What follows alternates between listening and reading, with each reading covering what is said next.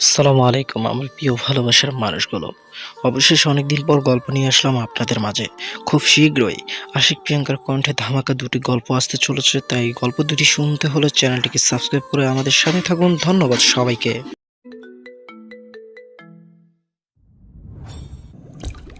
মা, তোমরা কি পাগল হয়ে গেলা? তোমরা কিভাবে পারছো বাড়ির কাজের মহিলা ছেলের সাথে আমার বিয়ে দিতে? আমি তো তোমাদের একমাত্র আদরের মেয়ে, তাই না? আমাকে তোমরা কি পাইছো? আমি কোনো কাজের মহিলার ছেলেকে বিয়ে করতে পারবো না। সে নিজেও আমাদের বাড়িতে কাজ করে। তোমরা কিভাবে পারবে মানুষের কাছে পরিচয় দিতে? মানুষকে কিভাবে বলবে তুমি যে তোমার আদরের মেয়েকে কাজের লোকের সাথে বিয়ে দিয়েছো? তখন মান সম্মান কি যাবে না? অরিত্রীর কথা শুনে তার মা আমিনা বেগম চুপ হয়ে গেল। তিনি কি বলবে বুঝতে পারছেন না। তার মনে এক আকাশ বিশাল মন খারাপের বিরহ। তার কষ্টের সুবিশাল কালো মেঘ জমেছে। সেই কালো মেঘ হতে চোখের কোণা দিয়ে কয়েক ফোঁটা জলও গড়িয়ে পড়েছে। তবুও তিনি নিরুপায়। দোষটা যে তাদের এমনটাও ভাবা যায় না। দোষ অরিত্রীরও আছে। অরিত্রী বিছানার উপর থেকে দামি বেনারসিটা ছুঁড়ে ফেলে দেয় ফ্লোরের উপরে। আমিনা বেগম তখনও চুপ। মেয়েটা কেঁদে কেঁদে চোখ দুটো লাল বর্ণ করে ফেলেছে, কিন্তু তবুও তার কথা শোনার জন্য কেউ নেই। আমিনা বেগম নিজেকে শক্ত করে শাড়িটার কাছে যায়, বিছানায় উঠিয়ে অরিত্রীর হাতে ধরল। গম্ভীর গলাতে আমিনা বেগম বলল, রাগ দেখাচ্ছিস কেন? তোর মতো মেয়েকে সে ছাড়া আর কে বিয়ে করবে? তবুও তোর বিয়ের দিনই সে বিয়ে করতে রাজি হয়েছে। অন্য কোনো ছেলে হলে কখনোই তোকে বিয়ে করতো না। তাই চুপচাপ তোর বাবা যে সিদ্ধান্ত নিয়েছে এটা মেনে নিলে তোর জন্যই ভালো। দরকার হলে আমি মরে যাব, তবু আমি ওই ছোট লোক গরিব কাজের ছেলেকে কখনো বিয়ে করব না। চলে যাও রুম থেকে। আমার মরা মুখ দেখবা, যাও বলছি। সময় হয়ে গেছে, তোর বাবা আসার আগে আয়, তোকে শাড়ি পরিয়ে সাজিয়ে দিই। মানুষজনও কম আছে, বিয়েটা ঠিকঠাকভাবে হতে হবে। মিডিয়ার লোক কিন্তু এখনো কিছু জানে না। সাব্বিরের পরিবারের লোক আসার আগে যা বলছি কর। অরিত্রী বসা থেকে উঠে দাঁড়ালো। তার মায়ের পা জড়িয়ে ধরে আমিনা বেগম চোখ বন্ধ করে নেয়। অরিত্রী ফুপিয়ে কাঁদতে থাকে। মা, তোমার পায়ে পড়ি, আমায় ওই গরিব খ্যাত ছোট লোক কাজের মহিলা ছেলের সাথে বিয়ে দিও না। আমায় নিয়ে সমস্যা তো, আমি সব ঠিক করে দেব। আমাকে আমার মতো বিয়ে করতে দাও প্লিজ। মা, কথা শোনো একবার। চুপ কর, পা ছাড় আমার। এমন একটা কাজ করেছিস তুই, এখন বলছিস তুই সব ঠিক করে নিবি? কি পাইছিস? হ্যাঁ, তোর যেমন নিজেকে খেলনা মনে হয়, আমাদেরকেও কি তোর খেলনা মনে হচ্ছে? যা করেছিস তার জন্য তোর বাবা এটাই করেছে। তোর সাপোর্ট করতাম সব কিছুতে। তোর জন্য আমার কত কথা শুনতে হয়েছে জানিস? তোর বাবাকে সাব্বিরের বাড়ির লোকেরা কত কথা শোনালো, এরপরেও কি তুই বলছিস সব ঠিক করে নিবি? কেন করছিস এমন? একবারও কি আমাদের কথা ভাবলি না? অরিত্রী চুপ হয়ে যায়। সে এখন বুঝে গিয়েছে কোনোভাবেই সে তার বাবার সিদ্ধান্ত বদলাতে পারবে না। আমিনা বেগম বসা থেকে উঠে দাঁড়ালো। এমন সময় অরিত্রীর ফোন বেজে ওঠে। স্ক্রিনে তাকিয়ে দেখে নিবিড় ফোন করেছে। অরিত্রী ফোনটা ধরতে যাবে, তার আগেই আমিনা বেগম ফোনটা হাতে নিয়ে রিসিভ করে। ফোনটা স্পিকারে দিতেই ওপাশ থেকে নিবিড় বলল, অরিত্রী, সব কিছু ঠিক আছে? আমি কিন্তু রেডি। এবার আমাদের বিয়ে কেউ আটকাতে পারবে না। তোমার বাসায় আসছি আমি। দেখো বাবা, অরিত্রীকে তুমি ভুলে যাও। তোমরা যা করেছো তাতে তোমরা কি ভেবেছো যে এক হতে পারবে? অরিত্রীর বাবাকে চেনো না, তিনি যেমন নরম তার থেকে বেশি জেদি। তোমাদের কয়েকদিনের ভালো লাগার ভালোবাসার কাজকে তিনি কখনোই মেনে নেবেন না। জিদ করে অরিত্রীকে এখনই বিয়ে দিচ্ছে। দয়া করে এখানে এসে আর সিক্রেট করবা না। আমি তোমাকে আগেও বলেছি, অরিত্রীর বাবা কখনো সম্পর্ক মেনে নেবে না। নিজের জিদকে সবসময় তিনি এগিয়ে রাখে। তিনি চাইলে বড়লোক ঘরের সুদর্শন ছেলেকে অরিত্রীর বর বানাতে পারে, কিন্তু তার জিদ চেপেছে তোমাদের কাজের উপরে। তোমরা যা করেছো সেটা শাস্তি অরিত্রী পাচ্ছে। কাজের ছেলের সাথে তার বিয়ে হবে এখন, এটাই তার সিদ্ধান্ত, যেটা অরিত্রীর জন্য শাস্তি। ফোন রাখো। আমিনা বেগম ফোন কেটে দিয়ে বন্ধ করে দিল। অরিত্রী ফোনটা নিতে যেয়েও পারে না। আমিনা বেগম ফোনটা নিজের কাছে রাখে। তারপর অরিত্রীর হাত ধরে তাকে দাঁড় করিয়ে শাড়ি পরানো শুরু করে। অরিত্রী আর কোনো কথা বলে না, চুপচাপ সে ফুপিয়ে কেটে চলেছে। অরিত্রী চোখ বন্ধ করলো। এই কদিনের সব ঘটনা সে কল্পনা করতে থাকে। নিবিড় হলো অরিত্রীর বয়ফ্রেন্ড। অরিত্রী হলো বাংলাদেশের একজন বড় বিজনেসম্যানের মেয়ে। অরিত্রীর বাবা মেহরাব সাহেব একজন টপ বিজনেসম্যান। অরিত্রীর পরিবারটা একান্নবর্তী পরিবার, তবে অরিত্রী তার মা বাবার একমাত্র সন্তান। বড্ড আদরে বড় হয়েছে সে, সোনার চামচ মুখে দিয়ে বড় হয়েছে বলা যায়। তার বাবার থেকে আমিনা বেগম তার মেয়েকে অনেক বেশি আদর করত, কিন্তু মেয়েটা যে বকে যাবে কে জানতো। দেখতে তো অরিত্রীর সুন্দরী বডি, সাথে রূপ, টাকা, ক্ষমতা নিয়ে বেশ অহংকারও আছে তার। মেহরাব সাহেব তার বিজনেস পার্টনার আকাশের ছেলে সাব্বিরের সাথে অরিত্রীর বিয়ে ঠিক করেছে। সবকিছু ঠিক ছিল, বিয়ে অরিত্রী করতে পারবে না সেটা তার মাকে বলেছিল, কিন্তু তার মা কিছুই করতে পারেনি। অরিত্রীর বাবাকে বলেছিল, মেয়ে তো সাব্বিরকে বিয়ে করতে চায় না, সে একজনকে ভালোবাসে। এসব ভালোবাসা বিয়ের আগে দু একটা থাকে, সব কিছু ধরতে হয় না। আমার মেয়ের বিয়ে আমি আমার মতো করেই দেব। এসব নিয়ে আমি কোনো কথা শুনতে চাই না। হয় মেয়েকে বোঝাও, নয়তো আমাকে আরও কঠোর হতে হবে। সম্পর্কটা আমার জন্য খুবই প্রয়োজন। আর তাছাড়া সাব্বির ছেলেটা দেখতেও বেশ। আমার এস্টাবলিশ আকাশের সাহেবের সাথে আমি একটা প্রজেক্টে কাজ করছি। প্রজেক্ট আকাশ একা নিতে চাই, যেটা আমি হতে দেব না। প্রজেক্ট আমার চাই, সাথে সেটা সঠিক কমপ্লিটও লাগবে। এই জন্য বিয়েটা জরুরি। আমি বিজনেসম্যান, আমাকে ডমিনেট করা সহজ নয়। যাও সামনে থেকে। মেহরাব সাহেবের কথা শুনে আমিনা বেগম হাহুতাশ করলেও কাজ হয় না। অরিত্রীকে সবকিছু বলে। অরিত্রী এসব শুনে পাগলামি শুরু করে দেয়। এভাবে কয়েকদিন চলে যায়। এর মধ্যেই বিয়ের কার্ড ছাপানো হয়, তারিখ ঘোষণাও করা হয়। সবকিছু ঠিকঠাকই ছিল। হঠাৎ বিয়ের আগের দিন রাতে সাব্বিরের মা বাবা সহ পরিবারের অনেকেই মেহরাবদের বাড়িতে আসে। মেহরাব আর আমিনা বেগম তখন বসেছিল। হঠাৎ এভাবে ছেলে পক্ষের আগমনে কিছুটা ভ্যাবাচাকা খান তারা। তবে হেসে আকাশদের স্বাগত জানাতে গেলে তখনই আকাশ বলে, আপনার সাথে আমরা দ্রুত দেখাতে আসিনি, বসে গল্প করতে আসিনি। আপনি যেটা করেছেন সেটা আপনাকে মনে করিয়ে দিয়ে এসেছি। কি হয়েছে এভাবে কথা বলছেন যে? আপনার সাথে এখনো ভদ্রতা রেখে কথা বলছি, সেটাই তো অনেক। কি হয়েছে বলেন তো? এভাবে না বলে হুট করে আসলেন। আগামীকাল বিয়ে, আপনারা কিছু বললে বসে কথা বলি। আপনি আমাদের কি জোকার পেয়েছেন? আপনার মেয়ে যেমন অসভ্য, বেয়াদব আর বেশরম, আপনিও তো কম যান না। আপনাদের উচিত রাস্তায় দাঁড় করিয়ে জুতার মালা পরিয়ে সবগুলোকে অর্ধনগ্ন করা। মুখ সামলে কথা বলুন। সম্পর্ক করতে চাচ্ছি তার মানে এই নয় যে আপনাদের সব কথা শুনতে বাধ্য। সাবধানে কথা বলুন আপনারা। মেহবার সাহেব, আপনারা সাবধানে কাজ করবেন। আপনাদের সাথে কিছু আদি লজ্জা শরম বলে কিছুই আছে। আমার তো মনে হয় আপনাদের যদি বাইরে নগ্ন করেও রাখা হয় তবুও সামান্য লজ্জা পাবেন না আপনারা। বেরিয়ে যান আপনারা বাসা থেকে। আপনাদের সাথে আমার মেয়েকে বিয়ে দেব না, চলে যান এখনই। কে আছে আমাদের অমন বেয়াদপার খারাপ মেয়েকে বিয়ে করাতে? আমার ছেলেকে সাথে যদি আগে জানতাম আপনার মেয়ে এতটা খারাপ, তাইলে আমার ছেলেকে বাজারের ব্যবসায়ীর সাথে বিয়ে দিতাম। ছি, বলতে লজ্জা করছে। আমার এখন কি নেকা সাজছেন? হ্যাঁ আপনারা। কি যাতা বলছেন? হ্যাঁ, কি করছে আমার মেয়ে? আপনাদের সাথে অনেক ভদ্রতা দেখিয়েছি, বলেন কি হয়েছে? ও, আপনারা বুঝি জানেন না? জানবেন কি করে? মেয়ের পেটে যে বাচ্চা সেটা আপনারা জানেন না। আসলে আপনারা জেনে বুঝে আমাদের ছেলের গলায় আপনার খারাপ মেয়েকে ঝুলিয়ে দিচ্ছিলেন। 10 জায়গাতে সম্পর্ক করে কার না কার বাচ্চা পেটে নিয়ে সতী মেয়ে সাজিয়ে আমাদের বাড়িতে পাঠাতে চান? ছি, আল্লাহ বাঁচিয়েছে। এমন মেয়েকে তো আমি গলা টিপে মারতাম। কি কি বলছেন এসব? আমার মেয়ে এসব করবে? দেখুন, আপনারা যা বলছেন আমরা এটা জানি না। মিথ্যা অপবাদ দেবেন না। মিথ্যা বলছি, বিশ্বাস হচ্ছে না? তবে কি করে? একটা বাজারের মেয়ের থেকেও আপনার মেয়ে খারাপ, তার কথা নাকি বিশ্বাস করছে না? ডাকুন আপনার মেয়েকে, সে ফোন করে আমাদেরকে নিজেই বলছে। দেখি আপনার মুখ কোথায় যায়। অরিত্রী মা, এখনই আমার মেয়েকে ডাকো। মেহরাবের কথা শুনে আমিনা বেগম দৌড়ে যায় মেয়েকে ডাকতে। অরিত্রীকে ডেকে নিয়ে আসে সবার সামনে। অরিত্রী মাথা নিচু করে দাঁড়ায়। মেহরাব সাহেব এগিয়ে আসে অরিত্রীর দিকে। অরিত্রীর দিকে তাকিয়ে জোর গলাতে জিজ্ঞাসা করে, মা, আকাশ সাহেবরা এসব কি বলছে? তুই নাকি তাদের ফোন করে বলছিস তুই প্রেগনেন্ট? তোর সম্পর্ক আছে নাকি কোনো ছেলের সাথে? তার বাচ্চা কি তোর পেটে? অরিত্রী চুপ থাকে, কিছু বলে না সে। মাথা নিচু করে স্থির হয়ে দাঁড়িয়ে থাকে অরিত্রী। মেহরাব সাহেব আবার জানতে চায়, কি হলো, কথা বলছিস না কেন? ভয় নেই, আমাকে বল, সত্যটা বল। তুই যে এমন মেয়ে না, তাদেরকে বল। যা বলছিলিস সেটা মজা করে, ওদের মুখের কথা বন্ধ করে দে মা। অরিত্রী তখনও চুপ থাকে। মেহেরাব সাহেব ঘামতে শুরু করে শীতের ভেতরে। অসহ্য যন্ত্রণা হচ্ছে তার বুকে। নিজেকে সামনে নিয়ে চুপচাপ দাঁড়িয়ে থাকে। তখনই আকাশ সাহেব বলে, দেখছেন মুখে কোনো কথা নেই, এই মেয়েকে নিয়ে আমার গর্ব করছেন। ছি, এমন মেয়ে আমার হলে কবে মেরে ফেলতাম।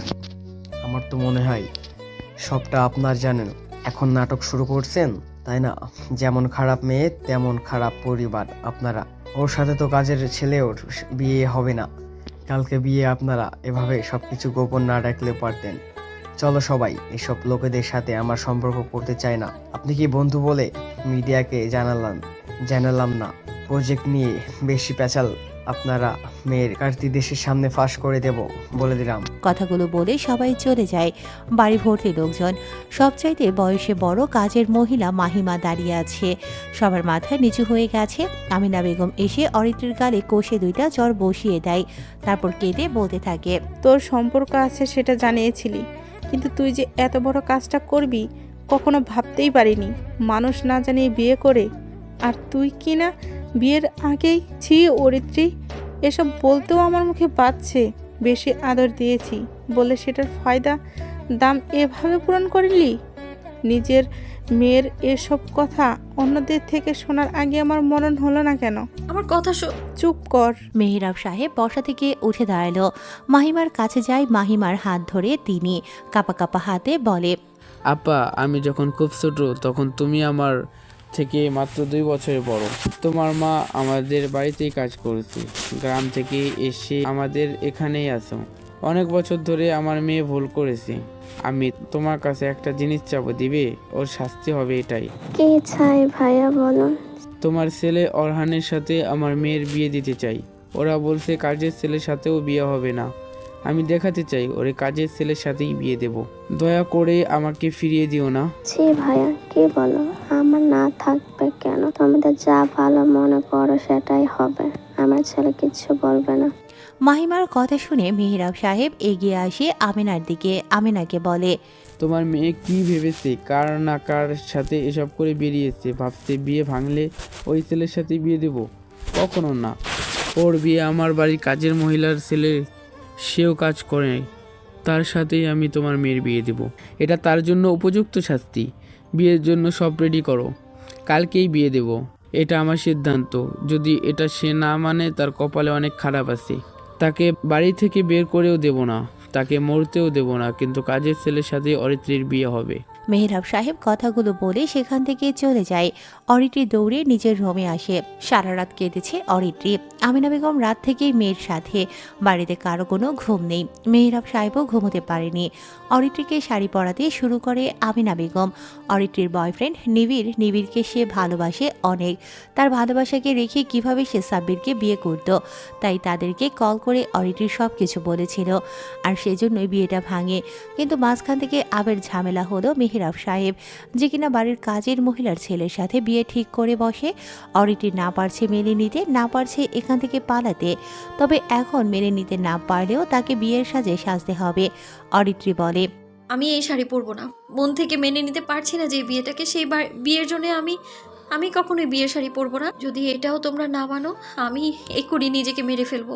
আমি যেদিন মেনে নিতে পারবো মন থেকে সবকিছু, সেদিন আমি বিয়ের শাড়ি পরবো, আর সেটা কখনো সম্ভব হবেও না। আমিনা বেগম অরিত্রীকে অন্য একটি শাড়ি পরিয়ে বাহিরে নিয়ে আসে। দূরের সোফাতে বসে আছে খ্যাত গরিব কাজের ছেলে আরহান আহসেদ। তাকে দেখলেই অরিত্রীর অনেক রাগ উঠে যায়, যাকে কিনা সহ্য করতে পারেনি কখনো অরিত্রী, অথচ তার সাথেই আজকে ওর বিয়ে হচ্ছে। বাড়িতে কেবল বাড়ির লোক ছাড়া কেউ নেই। অরিত্রীকে আরহানের পাশে বসানো হয়, কাজে আসে। তারপর বিয়ের কাজও সম্পূর্ণ হলো। অরিত্রী আর আরহানের বিয়ের কাজ সম্পূর্ণ হয়। বিলাসবহুল অ্যাপার্টমেন্টের মালিকের মেয়ের সাথে একদম নগণ্য একটা কাজের ছেলের বিয়ে হয়েছে, যেটা পরিবারের লোকেরা ছাড়া আর কেউ জানে না। এমন কিছুর খবরের জন্য মিডিয়ার লোক ওত পেতে থাকে, কারণ মেহেরাব সাহেব দেশের একজন বড় বিজনেস আইকন। তাকে নিয়ে সবসময় পজিটিভ কিছুই ছাপানো হয়ে থাকে পত্রিকাতে। আর তার ক্যারিয়ারে কখনো তিনি মাথা নিচু করে থাকতে হয় এমন কোনো কাজ করেননি। বিরাট বড় কোম্পানি তার, সেখানেও তিনি গর্বের সাথে কাজ করে থাকেন। কিন্তু তারই মেয়ে এমন একটা কাজ করে বসেছে, যেটা ভাবলেই মেহেরাব সাহেব ভেতর থেকে একদম দুমড়ে মুচড়ে যাচ্ছে। যেহেতু তিনি বিজনেস আইকন, তার হেটার্সরা থাকবেই। আর মেহরাব হেটার্সদেরকে নিয়েই প্রজেক্ট ডিল করে, যাতে তারাও মেহরাবকে ভালোবাসতে পারে। আর মেহরাবের বড় হেটার্স ছিল আকাশ সাহেব, যে কিনা অলরেডি মেহরাবের মেয়ের কথা জানে। এটা নিয়ে তিনি কি কি করবে বা তার সামনে মেহরাব যে আজীবন মাথা নিচু করে থাকবে সেটা ভেবে মেহরাব সাহেবের মনে তার মেয়ে অরিত্রির উপরে রাগ জমতে থাকে। শাস্তিটা যেন মনে হতে থাকে আরও কম হয়ে গেছে। অরিত্রি বাসর ঘরে বসে আছে, আরহান এখনো আসেনি। সে তার ঘরে বসে, মাহিমা বেগম তার সামনে আসলো, নিজের ছেলের মাথায় হাত বুলিয়ে দিতে থাকে। মাহিমা কিছু বলতে যাবে, তখনই আরহান বলল, মা আমার সাথে এমন কেন করলে? তুমি জানো না বড় স্যারের মেয়ে কেমন অহংকারী, জেদি আর বদমেজাজি, আমাদের সবার সাথে কেমন বাজে ব্যবহার করে দেখোই তো। আর তাছাড়া মেয়েটার পেটে অন্যের বাচ্চা। তুমি কিভাবে পারলে মা এমন মেয়ের সাথে আমাকে বিয়ের জন্য রাজি করাতে বা নিজে রাজি হতে? দেখ বাবা, তোর যে বাপ ছিল সে আমাকে রেখে চলে যায়, তোকে নিয়ে কষ্টে বেঁচে দেখি। পাশে দাঁড়িয়েছিল অদ্রিতার বাবা মা, ওনাদের অনুরোধ কিভাবে ফেলবো?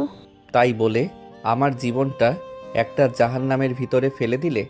এর থেকে তো এই বাড়ির গাড়িগুলোর যে গ্যারেজ আছে সেখানে মাসুদ কাকু কাজ করে, তার মেয়ে সিনথিয়া অনেক ভালো আছে। মেয়েটা আমার থেকে একটু সিনিয়র হলেও আমাকে সে পছন্দ করে।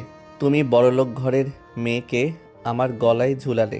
বেশি কথা বলিস না তো, যা, বৌমা অপেক্ষা করছে। মানুষ কি বলবো যে বিয়ের পর দুজন দুজনের করে, যা এখান থেকে। আরহান বের হলো তার ঘর থেকে। মনটা খারাপ, ওর কি করবে বুঝতে পারছে না। সে গুটি গুটি পায়ে হেঁটে রোমের অরিত্রির দিকে এগিয়ে যেতে থাকে। দরজার কাছে আসতেই অরিত্রির কাজিনদের থেকে শুনতে পায়, কিরে ছোট লোকের জাত, বড়লোক ঘরের মেয়েকে তো চান্সে বিয়ে করে ফেললি, এখন তো তোরই সুখ। দেখিস আবার রাজত্বটাও হাতানোর চেষ্টা করিস না। তোরই তো কপাল রে।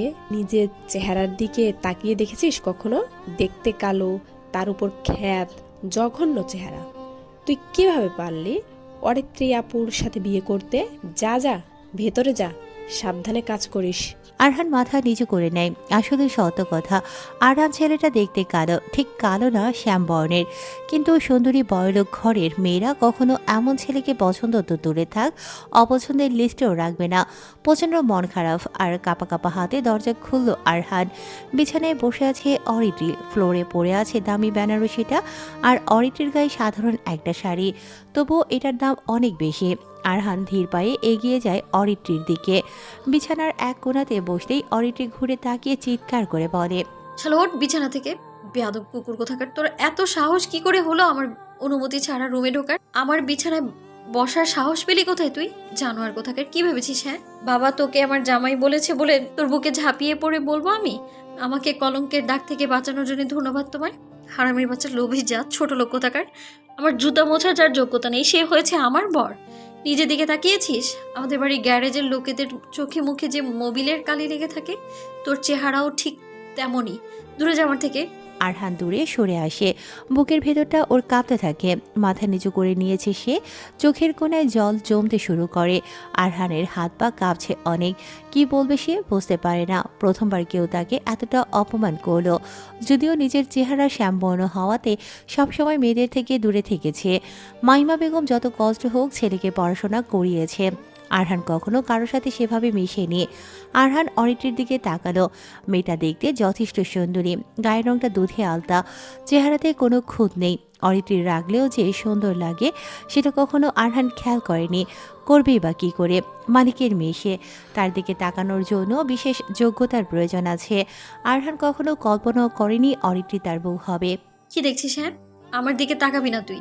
তোর তাকানোতেও আমার বমি চলে আসে। নিজেকে অসুন্দর মনে হয় আমার। তাকা নিচের দিকে দেখ, আমার দামি 50,000 টাকার শাড়ি পরে আছে। এটার যোগ্য তুই না, তোর থেকেও সে দামি। তবু দেখ, সে নিচে পড়ে আছে। আমি একটা বারের জন্যও শাড়িটা ধরিনি। আমার যেখানে মনটাই বিয়েতে নেই সেখানে শাড়ি কেন পরবো? ওই শাড়ি সেদিনই পরবো যেদিন আমার মনের মতো বিয়ে হবে। কি ভেবেছিস তোকে বর হিসেবে মানবো আমি? না, কখনোই না। টেবিলের দিকে তাকা। একটা পেন আর পেপারস পড়ে আছে, যা ওটা হাতে নিয়ে পড় তুই। অরিত্রীর কথাগুলো আরহানের বুকে তীরের মতো এসে বিঁধতে থাকে। শীতের ভেতরেও সে ঘামছে। খুব ধীর পায়ে সে টেবিলের দিকে যায়, একটা পেন রাখা আর পেনের নিচে কাগজ, সেখানে হাতে লেখা অনেকগুলো লাইন আছে। আরহান সেটা হাতে নেয়। কেউ জানে না আরহান পড়াশোনা করে।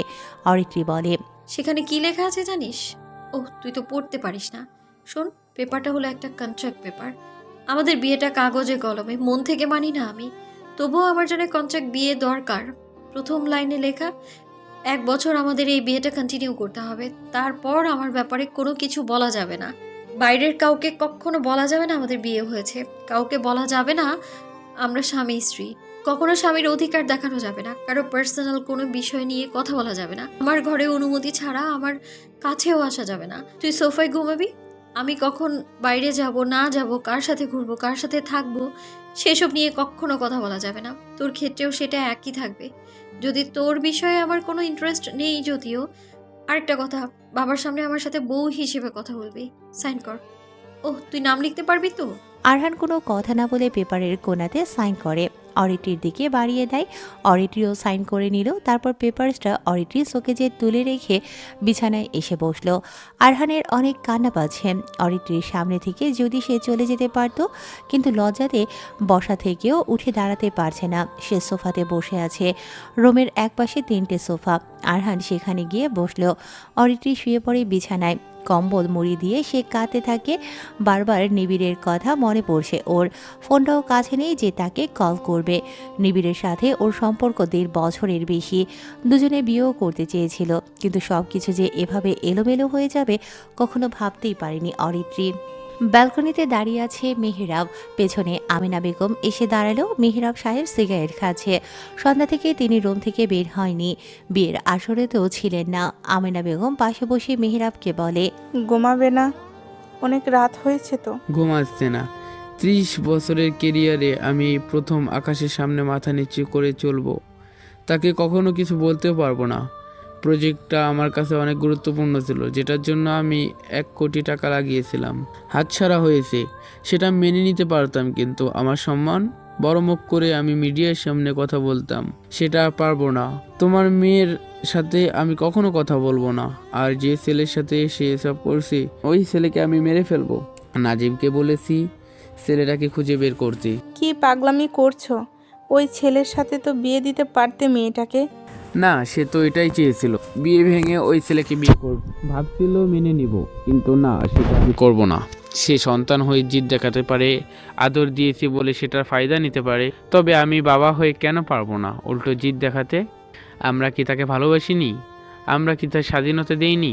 ওর বোঝা উচিত ছেলেদের গায়ে কখনো কলঙ্ক লাগে না, কিন্তু মেয়েদের যদি সামান্য কলঙ্কও থাকে, সে মেয়ে মূল্যহীন। মেয়ে হয়েছে, সে তার উচিত ছিল নিজেকে সামলে রাখতে। তার অন্যায় আবদার, তার বেপরোয়া চলাফেরা তো সাপোর্ট করতে পারি না, তাই না?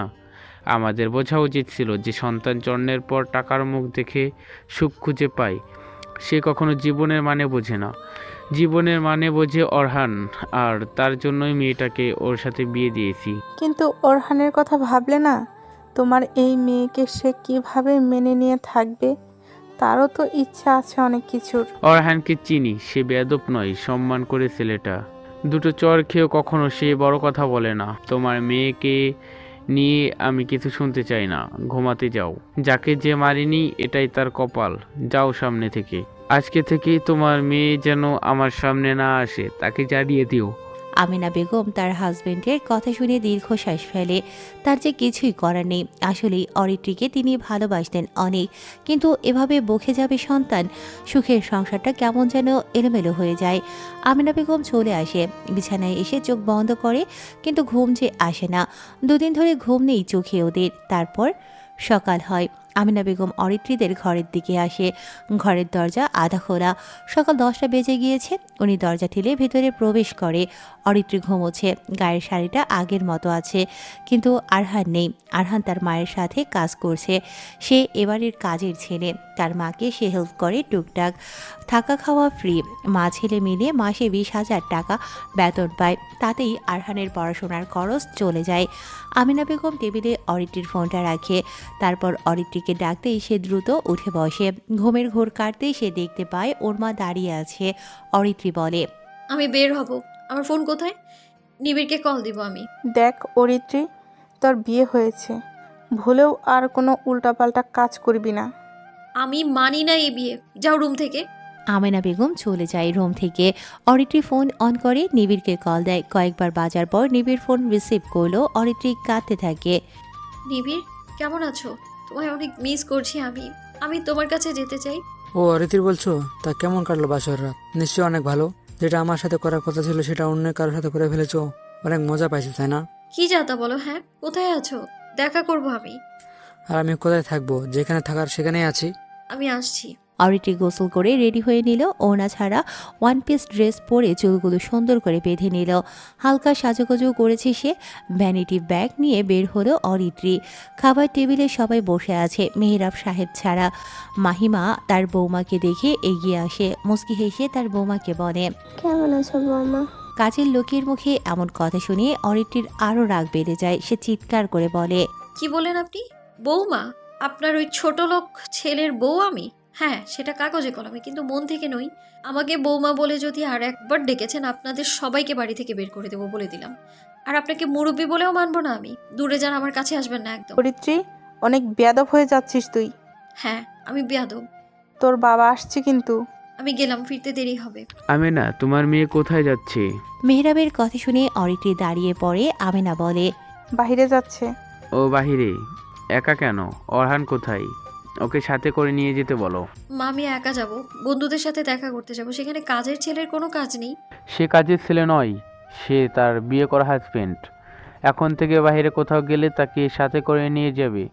তোমার মেয়ে বেশি বেয়ারা হলে আমি তার আরও কঠিন ব্যবস্থা নিতে পারি, জানিয়ে দাও। অরিত্রী, দাঁড়া, ওরহানকে ডেকে দিচ্ছি। অরিত্রীর রাগে নাক ফুলিয়ে ফেলে। ফর্সা মুখটা রাগে লাল হয়ে গেছে। বিরক্তির অনুভূতি নিয়ে চুপচাপ দাঁড়িয়ে আছে সে। আরহান আসে মেহরাবের সামনে। স্যার ডেকেছেন আমাকে? হ্যাঁ, তোমার বউ বাইরে যাচ্ছে, তোমাকে বলছে। মানে না, মানে হ্যাঁ বলেছে। তাহলে তুমি রেডি হওনি কেন? যাও ওর সাথে। আমেনা, তোমার মেয়ের গাড়ির চাবি অরহানকে দাও, সে গাড়ি চালাতে পারে দারুণ। মা, আমি একা যেতে পারবো, কারো দরকার পড়বে না আমার। আমেনা, ওর থেকে ক্রেডিট কার্ড, গাড়ির চাবি আর রুমে যত ড্রেস আছে সব কিছু নিয়ে নাও। দেখি সে একা কত দূর যেতে পারে। অরিত্রীর রাগে আরো লাল হয়ে যায়। আরহান একটা খুব কম দামি টি শার্ট আর প্যান্ট পরে মেহরাবের সামনে আসে। আমিনা বেগম এসে আরহানের হাতে গাড়ির চাবিটা দিল। আরহান দ্রুত বের হয়ে বাড়ি থেকে। পেছনে অরিত্রী চুপচাপ হেঁটে আসতে থাকে। আরহান গ্যারেজ থেকে গাড়ি বের করতে গিয়ে সিনথিয়ার সাথে দেখা হয়। তারা জানেই না আরহান আর তাদের ম্যামের বিয়ে হয়েছে। আরহান গাড়ি নিয়ে বাহিরে আসে। তারপর অরিত্রীর সামনে এসে গাড়িটা থামায় আরহান। গাড়ি থেকে নেমে অরিত্রীর সামনে আসলো আরহান। অরিত্রী কোনো কথা ছাড়াই আরহানের গালে একটা চড় মারে। আরহান মাথা নিচু করে নেয়। সিনথিয়া তাকিয়ে দেখে সেদিকে। অরিত্রী রেগে বলে, তোর জন্যেই আজকে আমার এই অবস্থা। তোর মতো একটা ছোট লোকের সাথে আমার এখন বের হতে হচ্ছে। তোকে দেখলেই তো আমার রাগ উঠছে এতটা, ধুর, ভাল লাগে না। শোন, তুই আমার ড্রাইভার হয়ে আমার সাথে যাবি। এর বেশি কিছু তোকে যেন না করতে দেখি। আচ্ছা ম্যাম। আরহান গাড়ির দরজা খুলে দেয়। অরিত্রী উঠে বসলো গাড়িতে। আরহান দ্রুত ড্রাইভিং সিটে বসে। অরিত্রী ঠিকানা বলে কাশবন। আরহান গাড়ি স্টার্ট করে সেদিকে যেতে থাকে। সব লস হয়ে গেছে। আমার মেহেবারের সাথে যদি আমার পরিবারের সম্পর্ক তৈরি হতো, তাইলে আজকে আমি হতাম ইন্টারন্যাশনাল বিজনেস আইকনের একজন। এসকে গ্রুপের সাথে একটা টক্কর দিতে পারতাম। আকাশের কথা শুনে তার কোম্পানির সবাই চুপ হয়ে গেছে। আকাশ হলো মেহরাবের পরে একজন বিজনেসম্যান। এসকে গ্রুপ যত কোটি টাকার প্রজেক্ট আছে সবকিছু দেখে এই দুজন লোক মেহরাব আর আকাশ দুজন প্রজেক্ট হাতে নেয়। এই দুজন দুই কোম্পানির থেকে যত প্রোডাক্ট লঞ্চ করে সবকিছু কিনে নেয় এসকে গ্রুপের মালিক। তবে এদিকে এগিয়ে মেহরাব। এসকে গ্রুপের মালিক বাংলাদেশি হলেও বিদেশের সবকিছু তারা একসাথে অনেকগুলো পণ্য নিয়ে আন্তর্জাতিক মার্কেট ধরে রেখেছে। তবে মজার ব্যাপার হলো এই এসকে গ্রুপটা বেশি দিন হয়নি কোম্পানি লঞ্চ করেছে, মাত্র 3 বছর হয়েছে, আর তাতেই ওরা মিলিয়নে পৌঁছে গিয়েছে। এসকে গ্রুপ প্রতিষ্ঠার পেছনের গল্প সবারই জানা। ছোট থেকে তারা মাত্র কয়েক বছরে কিভাবে বড় কোম্পানিতে পৌঁছেছে এটা যেন স্বপ্নের মতো। বিজনেস মাইন্ড বেশ দক্ষ এই গ্রুপের মালিকের, কিন্তু এখনও তিনি দেশে আসেনি। তার ম্যানেজার সবকিছু হ্যান্ডেল করে। এই প্রজেক্টটা ঠিকঠাক হলে তবেই সেই মালিক দেশে আসবে, কোম্পানির উপরে ইনভেস্ট করবে সরাসরি। কিন্তু মেহরাব এই প্রজেক্ট হাতছাড়া করলো। কি করবে বুঝতে পারছে না মেহরাব। ওদিকে আকাশ প্রজেক্টটা পেয়েও ঠিক সুবিধা করতে পারছে না, কারণ মেহরাব সাহেবের যে প্ল্যানিং ছিল তাতে ওদের কোটি টাকা আসতো, কিন্তু এখন সেটা আর সম্ভব নয়। আকাশ বলে, আমাদের এখনই একটা প্রজেক্টটা কমপ্লিট করতে হবে, সবাই কাজ করো। মেহরাবকে তো আমি দেখে নেব, তাকে আমি সব সময় আমার নিচে রাখবো। আকাশ কথাটা বলে বের হয়। ঠিক তখনই কতগুলো মিডিয়ার লোক এসে আকাশের সামনে এসে দাঁড়ায়। আরিফ নামের একজন সাংবাদিক প্রশ্ন করে, স্যার আপনার ছেলের সাথে এই গ্রুপের মালিক মেহরাবের মেয়ের সাথে বিয়ে হওয়ার কথা ছিল গতকাল, আপনারা কেন জাননি? এই বিয়ে নিয়ে কি কোনো কথা বলেননি? আপনারা কি বিয়ে করতে চাননি? দেখুন, পারিবারিক বিষয়, তাই এটা নিয়ে কথা বলতে হচ্ছে নেই। তবে পারিবারিক কিছু সমস্যার কারণে বিষয়টা এখন আর এগিয়ে নিচ্ছি না। কেমন সমস্যা? ছেলে বা মেয়ের কোনো এফআইআর আছে নাকি? বিজনেস ইস্যু নিয়ে সম্বন্ধ বন্ধ করে দিলেন? সব কিছু বিজনেস বিষয়, আশা করি এটা নিয়ে আর কোনো কথা প্রশ্ন হয় না। স্যার আকাশ আর দাঁড়ালো না, সেখান থেকে দ্রুত চলে আসে। মেহরাব সাহেব টিভিতে এসবের নিউজ দেখছিলেন। মেহরাবের অ্যাসিস্ট্যান্ট নীরা বলে, আমি জানি কেন করেনি, কারণ সে চেয়েছে আমি যেন সবসময় তার সামনে মাথা নিচু করে থাকি, এর জন্য সে কাউকে কিছু বলবে না। হঠাৎ মেহরাবের ফোনে একটি কল আসে। এসকে কোম্পানির ম্যানেজার ফাহিম কল দিয়েছে। তাড়াতাড়ি মেহরাব কলটা রিসিভ করে। হ্যালো স্যার, আমাদের বস চাচ্ছিল দেশে আসবে, আপনার সাথে বিজনেস ডিল করবে। আপনার আগামী 5 বছরে যত প্রোডাক্ট আছে সবগুলো আমাদের বস নিতে যাচ্ছে। আপনাদের কোম্পানির তৈরি পোশাক বেশ উন্নত আর কোয়ালিটিফুল। আপনাকে আগে যে দাম দিয়ে কেনা হতো তার থেকে আরও 10% মূল্য বাড়িয়ে কিনতে চাইছে বস, আপনাকে জানিয়ে রাখলাম। Really sir? আমি তো বিশ্বাসই করতে পারছি না, কবে আসবে তিনি? আপনাকে জানাবো, রাখি এখন। ফাহিম কল কেটে দেয়। ফাহিমের পাশেই ছিল তার বস বসে। এসকে কোম্পানির মালিক শুভ্র বিজনেস ছাড়া কিছুই বোঝে না। অল্প বয়সে এই জায়গাতে এসেছে সে। এর পেছনে হাড়ভাঙা পরিশ্রমও করতে হয়েছে তার। প্রথমে বড় কোম্পানি থেকে পণ্য কিনে দেশের ভেতরেই বিক্রি করত, কিন্তু সেটা প্রসারিত হয়ে এখন বিদেশেও বিক্রি করে থাকে শুভ্রের এসকে কোম্পানি। এসকে কোম্পানি দেশের থেকে পণ্য কিনে আন্তর্জাতিক মার্কেটে আবার কোনো কোম্পানির কাছে বিক্রি করে দেয়। এভাবে এসকে কোম্পানিটা এখন বিশ্বের কাছে বিশেষ পরিচিত। অরিত্রি আসলো কাশবনে। গাড়ি থামায় আরহান। অরিত্রি গাড়ি থেকে নেমে পাশেই ব্রেন্সের দিকে এগিয়ে যায়। সেখানে নিবিড় বসে আছে। আরহান গাড়ির সামনে দাঁড়িয়ে আছে। অরিত্রি গিয়ে সোজা নিবিড়কে জড়িয়ে ধরে। আরহান চুপচাপ দাঁড়িয়ে সেদিকে তাকিয়ে থাকে। অরিত্রিকে সরিয়ে দেয় নিবিড়। অরিত্রির সামনে দাঁড়ালো। নিবিড়, শোনো, তোমার সাথে আমার কথা আছে অনেক। আমার বিয়ে হয়েছে কালকে, কিন্তু আমি এই বিয়ে মানি না। বাড়িতে এই ঝামেলা শেষ হতে বছর খানিক তো লাগবেই। এর মধ্যেই আমি অরহানকে ডিভোর্স দিয়ে দেব। ওর সাথে আমার কন্ট্রাক্ট হয়েছে, আমি শুধু তোমারই, আমি তোমায় ভালোবাসি অনেক। নিবিড় বসা থেকে উঠে দাঁড়ালো। অরিত্রির দিকে তাকিয়ে মুচকি হাসে। অরিত্রিও হাসে, কিন্তু অরিত্রির হাসিটা বেশিক্ষণ স্থায়ী থাকেনি। নিবিড় যা বলল তা শোনার জন্য অরিত্রি একদমই প্রস্তুত ছিল না। নিবিড় বলল, কেমন মজা হলো বাসর রাতে? মানে কেমন আদর সুখ পেলে? কি বলতে চাচ্ছ? বোকা নাকি তুমি? কেমন সুখ দিল তোমার ছোট লোক কাজের ছেলের বর? অনেক আদর দিয়েছে তাই না? বেশ সুন্দর একটা রাত কাটিয়েছো তার সাথে। আমাকে তো কখনো গায়ে টাচ করতে দিতে না। ভালোবাসা কিসের? হ্যাঁ, যে ভালোবাসা একে অপরকে চুমু দিতে পারবো না, তোমার বিশেষ জায়গাতে টাচ করতে পারবো না, সেটা কোনো ভালোবাসা না। কি বলছো তুমি?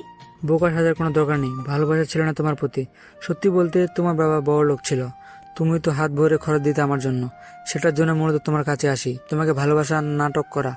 এখন তুমি বিবাহিত, তোমার শরীরে অন্য কারো ছোঁয়া। তুমি এখন বিবাহিত মেয়ে, তোমাকে এখন গ্রহণ করার ইচ্ছে নেই আমার। করতে পারি যদি তুমি বাড়ি ছেড়ে চলে আসো আর সাথে 10 কোটি টাকা আনতে পারো, তবে তোমাকে আমি অন্য কোথাও নিয়ে চলে যাব। সারা স্বামীর আদর খেয়ে চেহারাটা তো অন্যরকম করে ফেলেছো। ব্যথা পেয়েছিলে বাবু? অনেক মজা না? এরকম অনেকবার করেছি আমি, মানে সবগুলো এক্সের সাথে শোয়া আমার শেষ। তো তুমি বাকি ছিলে, অনেক চেষ্টা করেও তোমাকে বিছানায় নিতে পারিনি, কিন্তু তুমি একটা সেই রকমের জিনিস, তোমার শরীরে যে পাবে সে একবারে ছাড়বে না। শালা কাজের ছেলেটার কপাল, তোমার মতো এমন একটা মাল পেয়েছে। উফ, পাগল হয়ে যায় আইনিসে। দেখি কোথায় কোথায় কামড় দিছে। অরিত্রির চোখ দিয়ে অশ্রু গড়িয়ে পড়ছে, নিজেকে আর ধরে রাখতে পারে না। গায়ে যত শক্তি ছিল সবকিছু দিয়ে নিবিড়ের গালে একটা চর মারে অরিত্রি। নিবিড় চর খেয়ে চোখে যেন তারা দেখতে পায়। অরিত্রি চিৎকার করে বলে, হারামি জানোয়ার, তোর কথা মতো আমি নিজেকে কলঙ্কিত করেছি। সাব্বিরদের পরিবারের কাছে কল করে আমি মিথ্যে কথা বলেছি যে তোর বাচ্চা আমার পেটে, যাতে করে আমার বিয়েটা ভাঙে আর তোর কাছে যেতে পারি আমি। তোর সাথে একসাথে সারা জীবন থাকতে চেয়েছিলাম আমি। তোর কথা শুনে নিজেকে খারাপ বানিয়েছি আমি পরিবারের কাছে। তোর জন্য আমি মিথ্যে বলেছি, সব কিছুই রেডি ছিল রে। আমার নামে যত টাকা ছিল সেটা তোর 10 কোটির থেকেও বেশি। ভাগ্যিস আমার বিয়েটা হয়েছে, না হলে তোর মতো শয়তানকে আমি চিনতেই পারতাম না।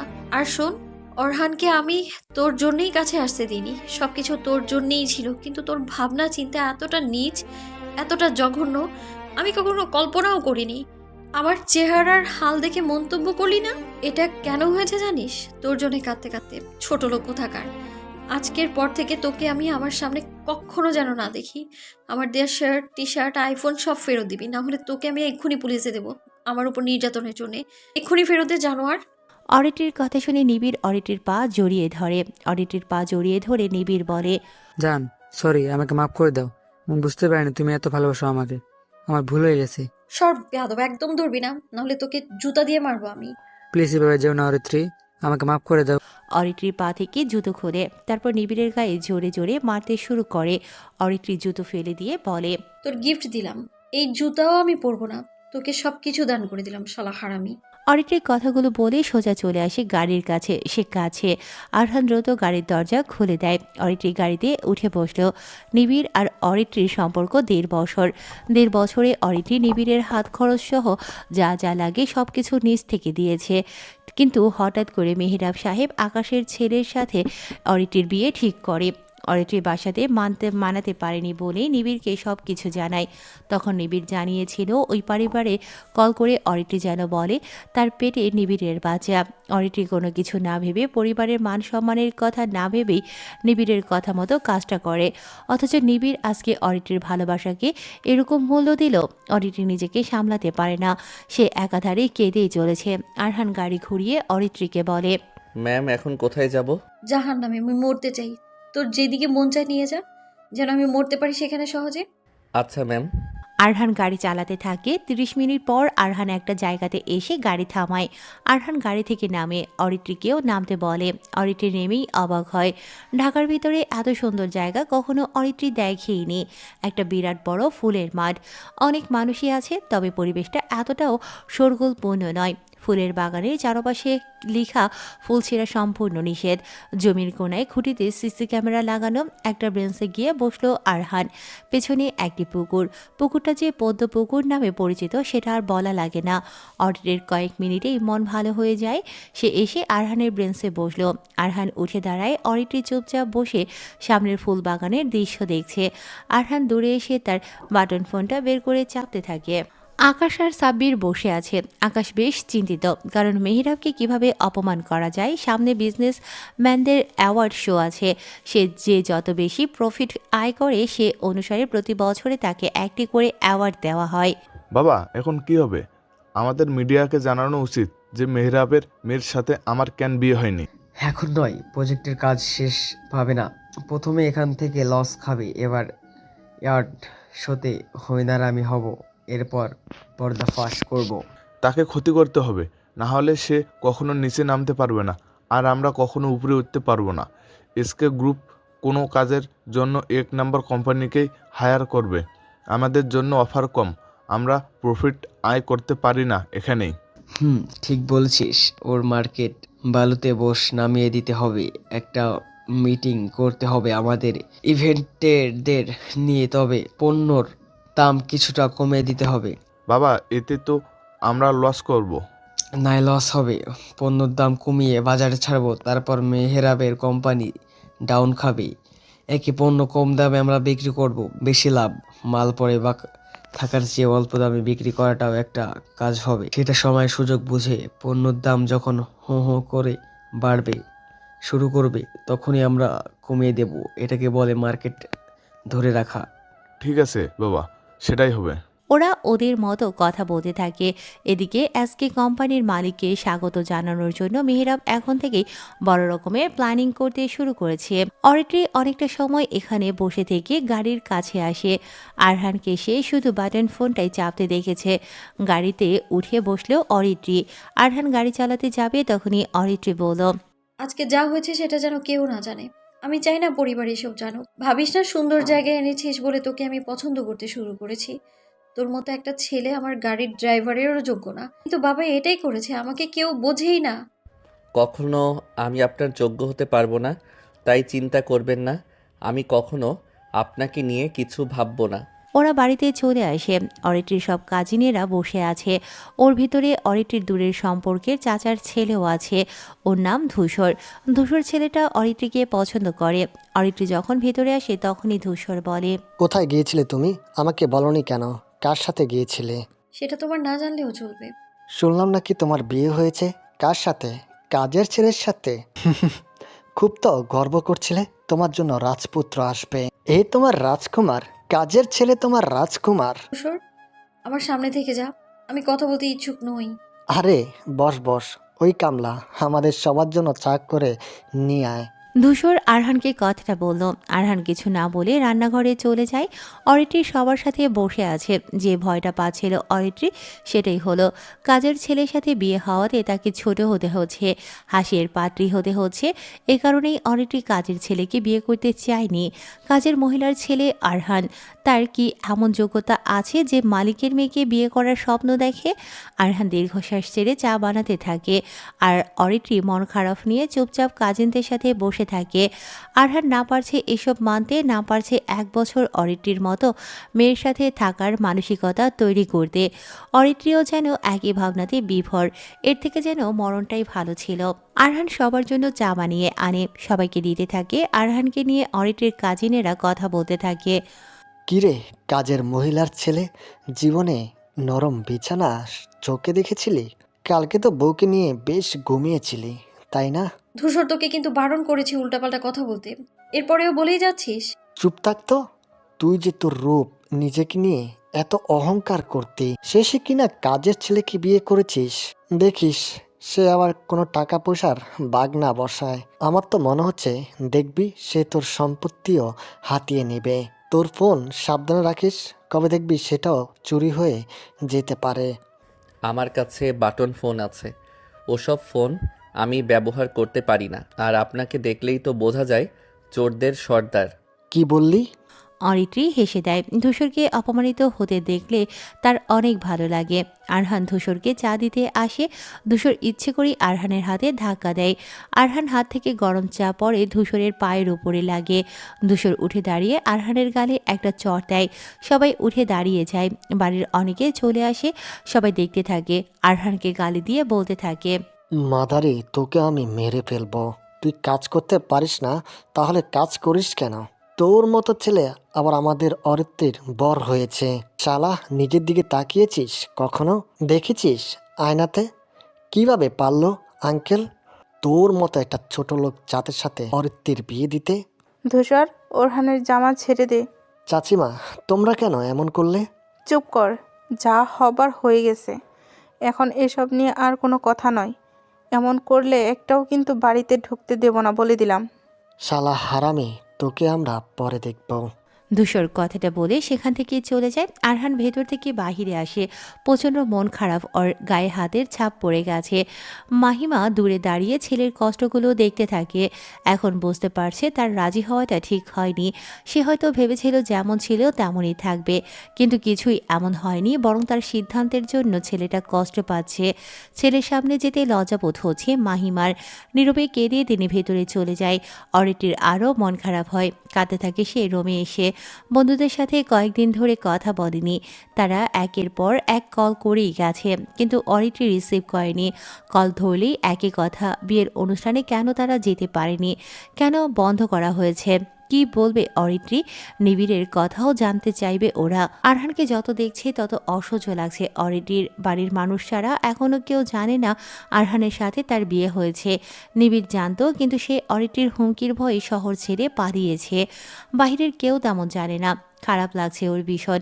বারান্দায় এসে দাঁড়িয়েছে অরিত্রি। দূরে তাকায়, গাছের নিচে বসে আছে আরহান। বাটন ফোন চাপতে থাকে। এত ফোন চাপে কেন ছেলেটা? হঠাৎ সেখানে সিনথিয়া আসে, হাতে খাবারের বক্স। সিনথিয়া এসে আরহানের পাশে বসলো। অরহান, কি হয়েছে তোর? মন খারাপ নাকি? সকালে দেখলাম অরিত্রি ম্যাম তোকে চড় দিল। কি করেছিস? তেমন কিছু না, বাদ দে। চাচা কেমন আছে এখন? বাবা ভালো আছে। আজকে তো তুই সকালে যাসনি, তাই দুপুরে তোর জন্য খাবার রান্না করে এনেছি। তুই তো একবার হলেও আমার হাতের রান্না খাস। হুম। আচ্ছা সিনথিয়া, তুই তো দেখতে সুন্দর, তোর গায়ের রংটাও তো অনেক ফর্সা। আমি যে এত কালো, এত খারাপ দেখতে, চেহারাটাও তো ভালো না। আমার সাথে মিশতে তোর ঘেন্না লাগে না? কি বলিস? ঘেন্না লাগবে কেন? আর কে বলেছে তুই কালো? দেখতে উজ্জ্বল শ্যামবর্ণের। তোকে যদি বড় ছেলেদের মতো কোট টাই স্যুট বুটে দেখা হয়, তোকে তো একদম হিরোদের মতো লাগবে। দামি গাড়িতে যদি উঠিস এমন ড্রেস পরে, তোর উপর মেয়েরা কিরাস খাবে, বুঝলি? পাগল, ওসব ড্রেসের কত দাম জানিস? কমপক্ষে 20-30 হাজার টাকা লাগবে পুরো সেট, তবুও হবে না।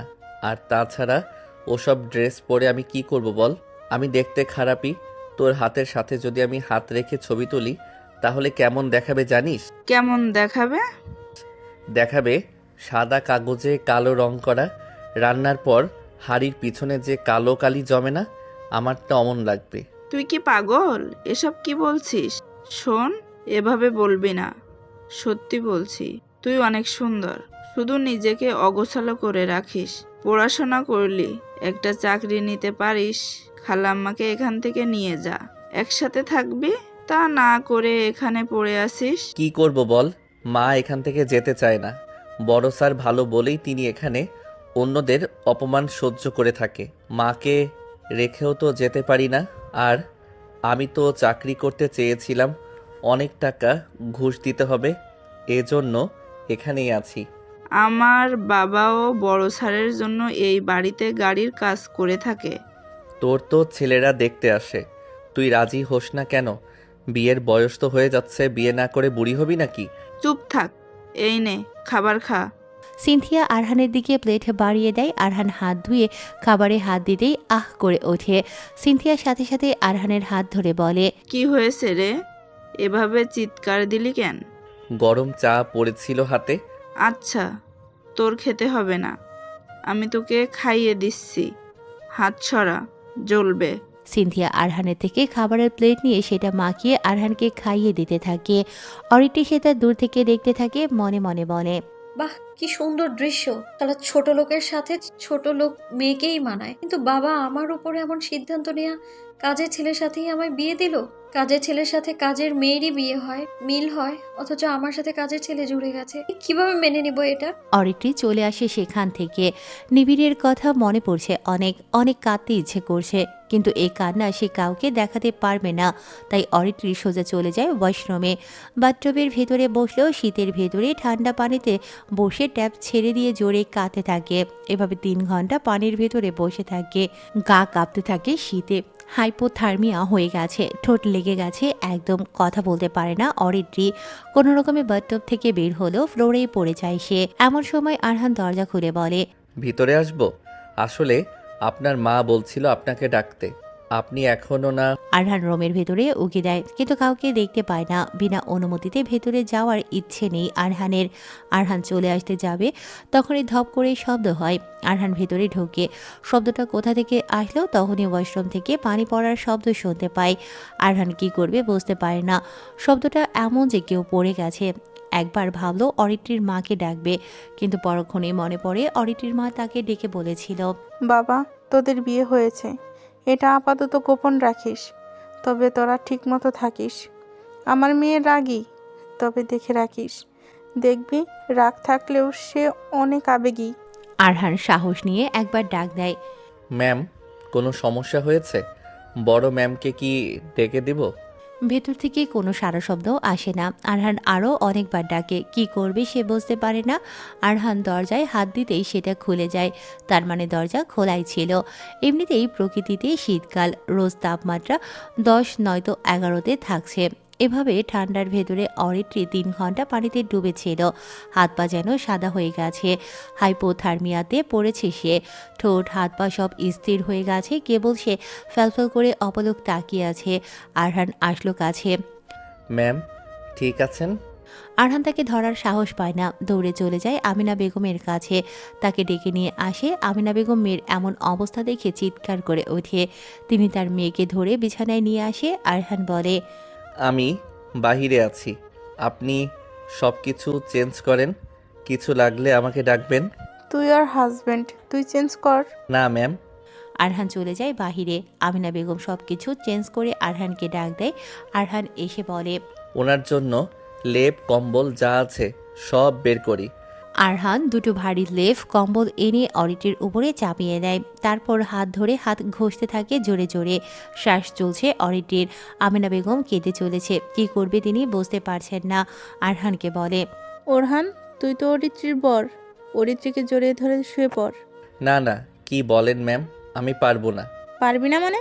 বর হয়েছিস, বউকে নিয়ে শুয়ে থাকতে পারবি না? ফাজলামো করিস?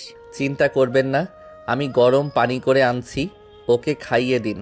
আরহান দ্রুত ঘর থেকে বের হয়ে যায়। 1 মিনিটের ভেতরে হিটারে গরম পানি করে দ্রুত চলে আসে। অরিত্রীকে ধরে খাইয়ে দেয় হালকা করে। তারপর শুকনো কাপড় গরম জিটারে ছ্যাঁক দিয়ে অরিত্রীর মুখে হাতে কাঁধে ঘষতে থাকে। আমিনা বেগম চুপচাপ দেখছে আরহান অরিত্রীর প্রতি কতটা কেয়ারফুল। মনে মনে তিনি খুশি হলো, যাক মেয়েটাকে দেখে রাখার জন্য একজন তো আছে। আরহানের চোখে মুখে বিরাট দুশ্চিন্তা আর ভয়ের ছাপ স্পষ্ট। আরহান অরিত্রীর জন্য দৌড়াদৌড়ি করেছে। তোরা থাক, আমি গেলাম। অরিত্রীকে নিয়ে আর টেনশন নেই, ওর পাশে বসে পাহারা দে, রুম থেকে যাবি না। আমিনা বেগম চলে যায়। আরহান সোফাতে বসে থাকে। ঘন্টা পেরিয়ে যায়। বিকেল শেষে সন্ধ্যা হয়। আমিনা বেগম একবারও আর আসেনি এই রুমে। সন্ধ্যার নামাজ পড়ে তিনি দেখতে আসবেন ভাবে। ওদিকে অরিটির ঘুম ভেঙেছে, অনেকটা গরম লাগছে তার। হাত পা নাড়াতে পারছে না ভারী লেপ কম্বলের ভারে। এতগুলো লেপ কেন? তাকে ভাবে প্যাকেট করে কে রাখছে? কি হয়েছে তার? মনে পড়ে সে বাথটবের ভেতরে ছিল। জোরে একটা হাঁচি দিয়ে ওঠে অরিত্রী। আরহান সেদিকে তাকায়। অরিত্রী উঠে গেছে। আরহান এসে বলে, আপনি ঠিক আছেন? কি ব্যাপার, তুই এখানে কেন? তোকে না বলেছি না, না বলে রুমে ঢুকবি না তুই? আর আমার গায়ে এতগুলো লেপ কম্বল কেন? কথাগুলো বলে অরিত্রী উঠে দাঁড়ালো। আরহান আস্তে গলায় বলল, আপনি হয়তো বাথটবে অনেকক্ষণ ধরে গোসল করছিলেন। আপনি মিমি হাইপোথার্মিয়াতে পড়েছিলেন। আপনি ফ্লোরে পড়ে অজ্ঞান হয়ে যান, তারপর আপনাকে রুমে। আরহান পুরো কথা শেষ করতে পারেনি। অরিত্রী একটা চড় দেয় আরহানের গালে। আরহান গালে হাত দিয়ে অরিত্রীর দিকে তাকিয়ে থাকে। অরিত্রী বলে, আমাকে তুই ধরে রুমে নিয়ে এসেছিলি? আমাকে তুই সুযোগে টাচ করেছিলি? হ্যাঁ, আমাকে তুই আমার অসুস্থতার সুযোগ নিয়ে এভাবে রুমে নিয়ে এসেছিলি একা? আর আমি বেয়াদব কোথাকার। সব ছেলে একই রকম, সুযোগে কোনো মেয়েকেই ছাড় দেয় না তারা। অরিত্রী কথাগুলো বলে আয়নার সামনে আসলো। চোখ চলে যায় আয়নাতে। গায়ে তার অন্য ড্রেস পরা, ভেজা কাপড়গুলো পরে আছে দূরে। অরিত্রীর আরও রাগ উঠে যায়। সে আবার আরহানের কাছে আসে। আরহানকে আরেকটা চড় দিয়ে বলে, আমার ড্রেস তুই চেঞ্জ করেছিস তাই না?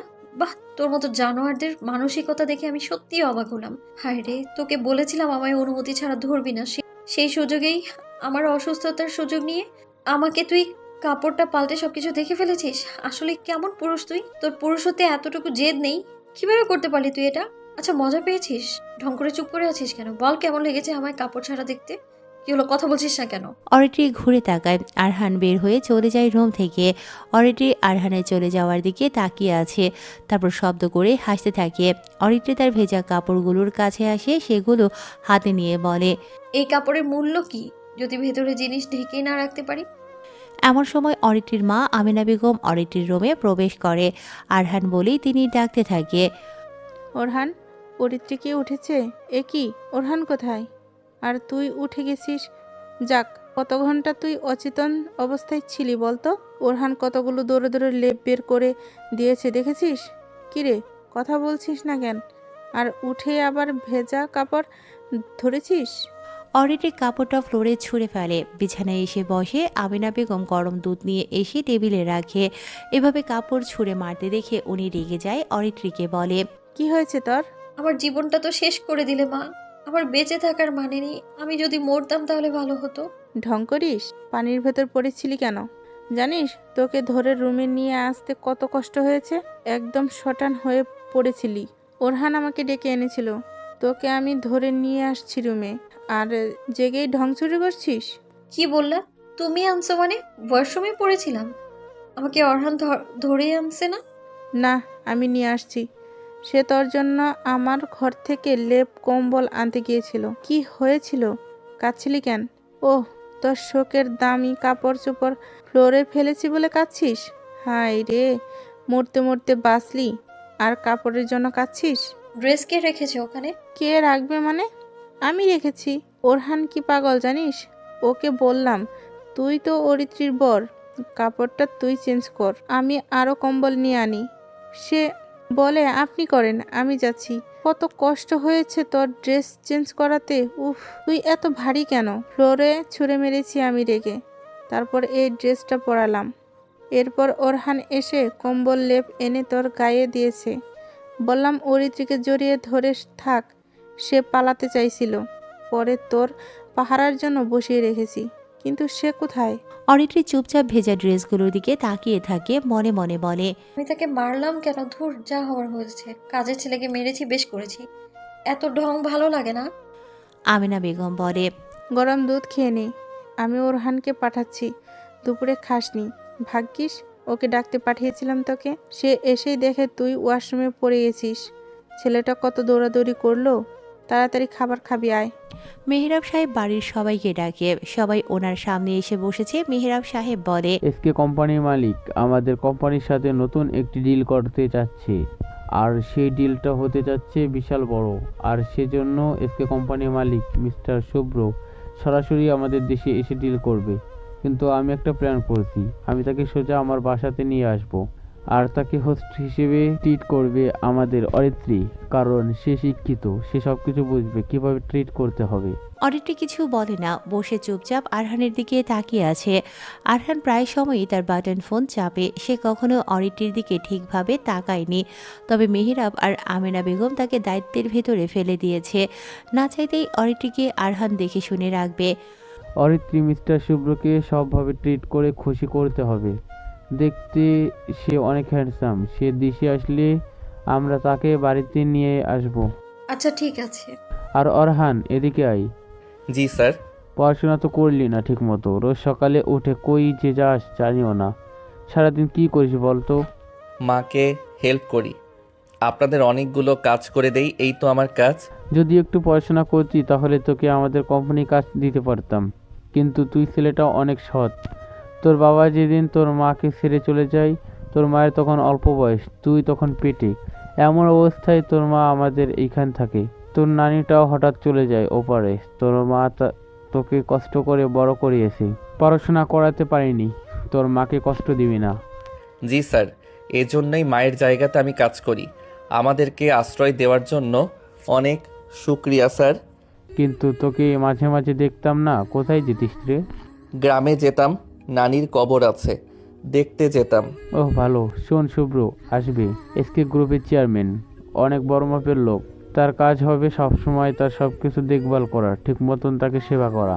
যখন যা লাগে সব কিছু দ্রুত করে দিবি, ঠিক আছে? জি স্যার, যেমনটা বলবেন সব হয়ে যাবে। আরহান চলে যায় তার ঘরে।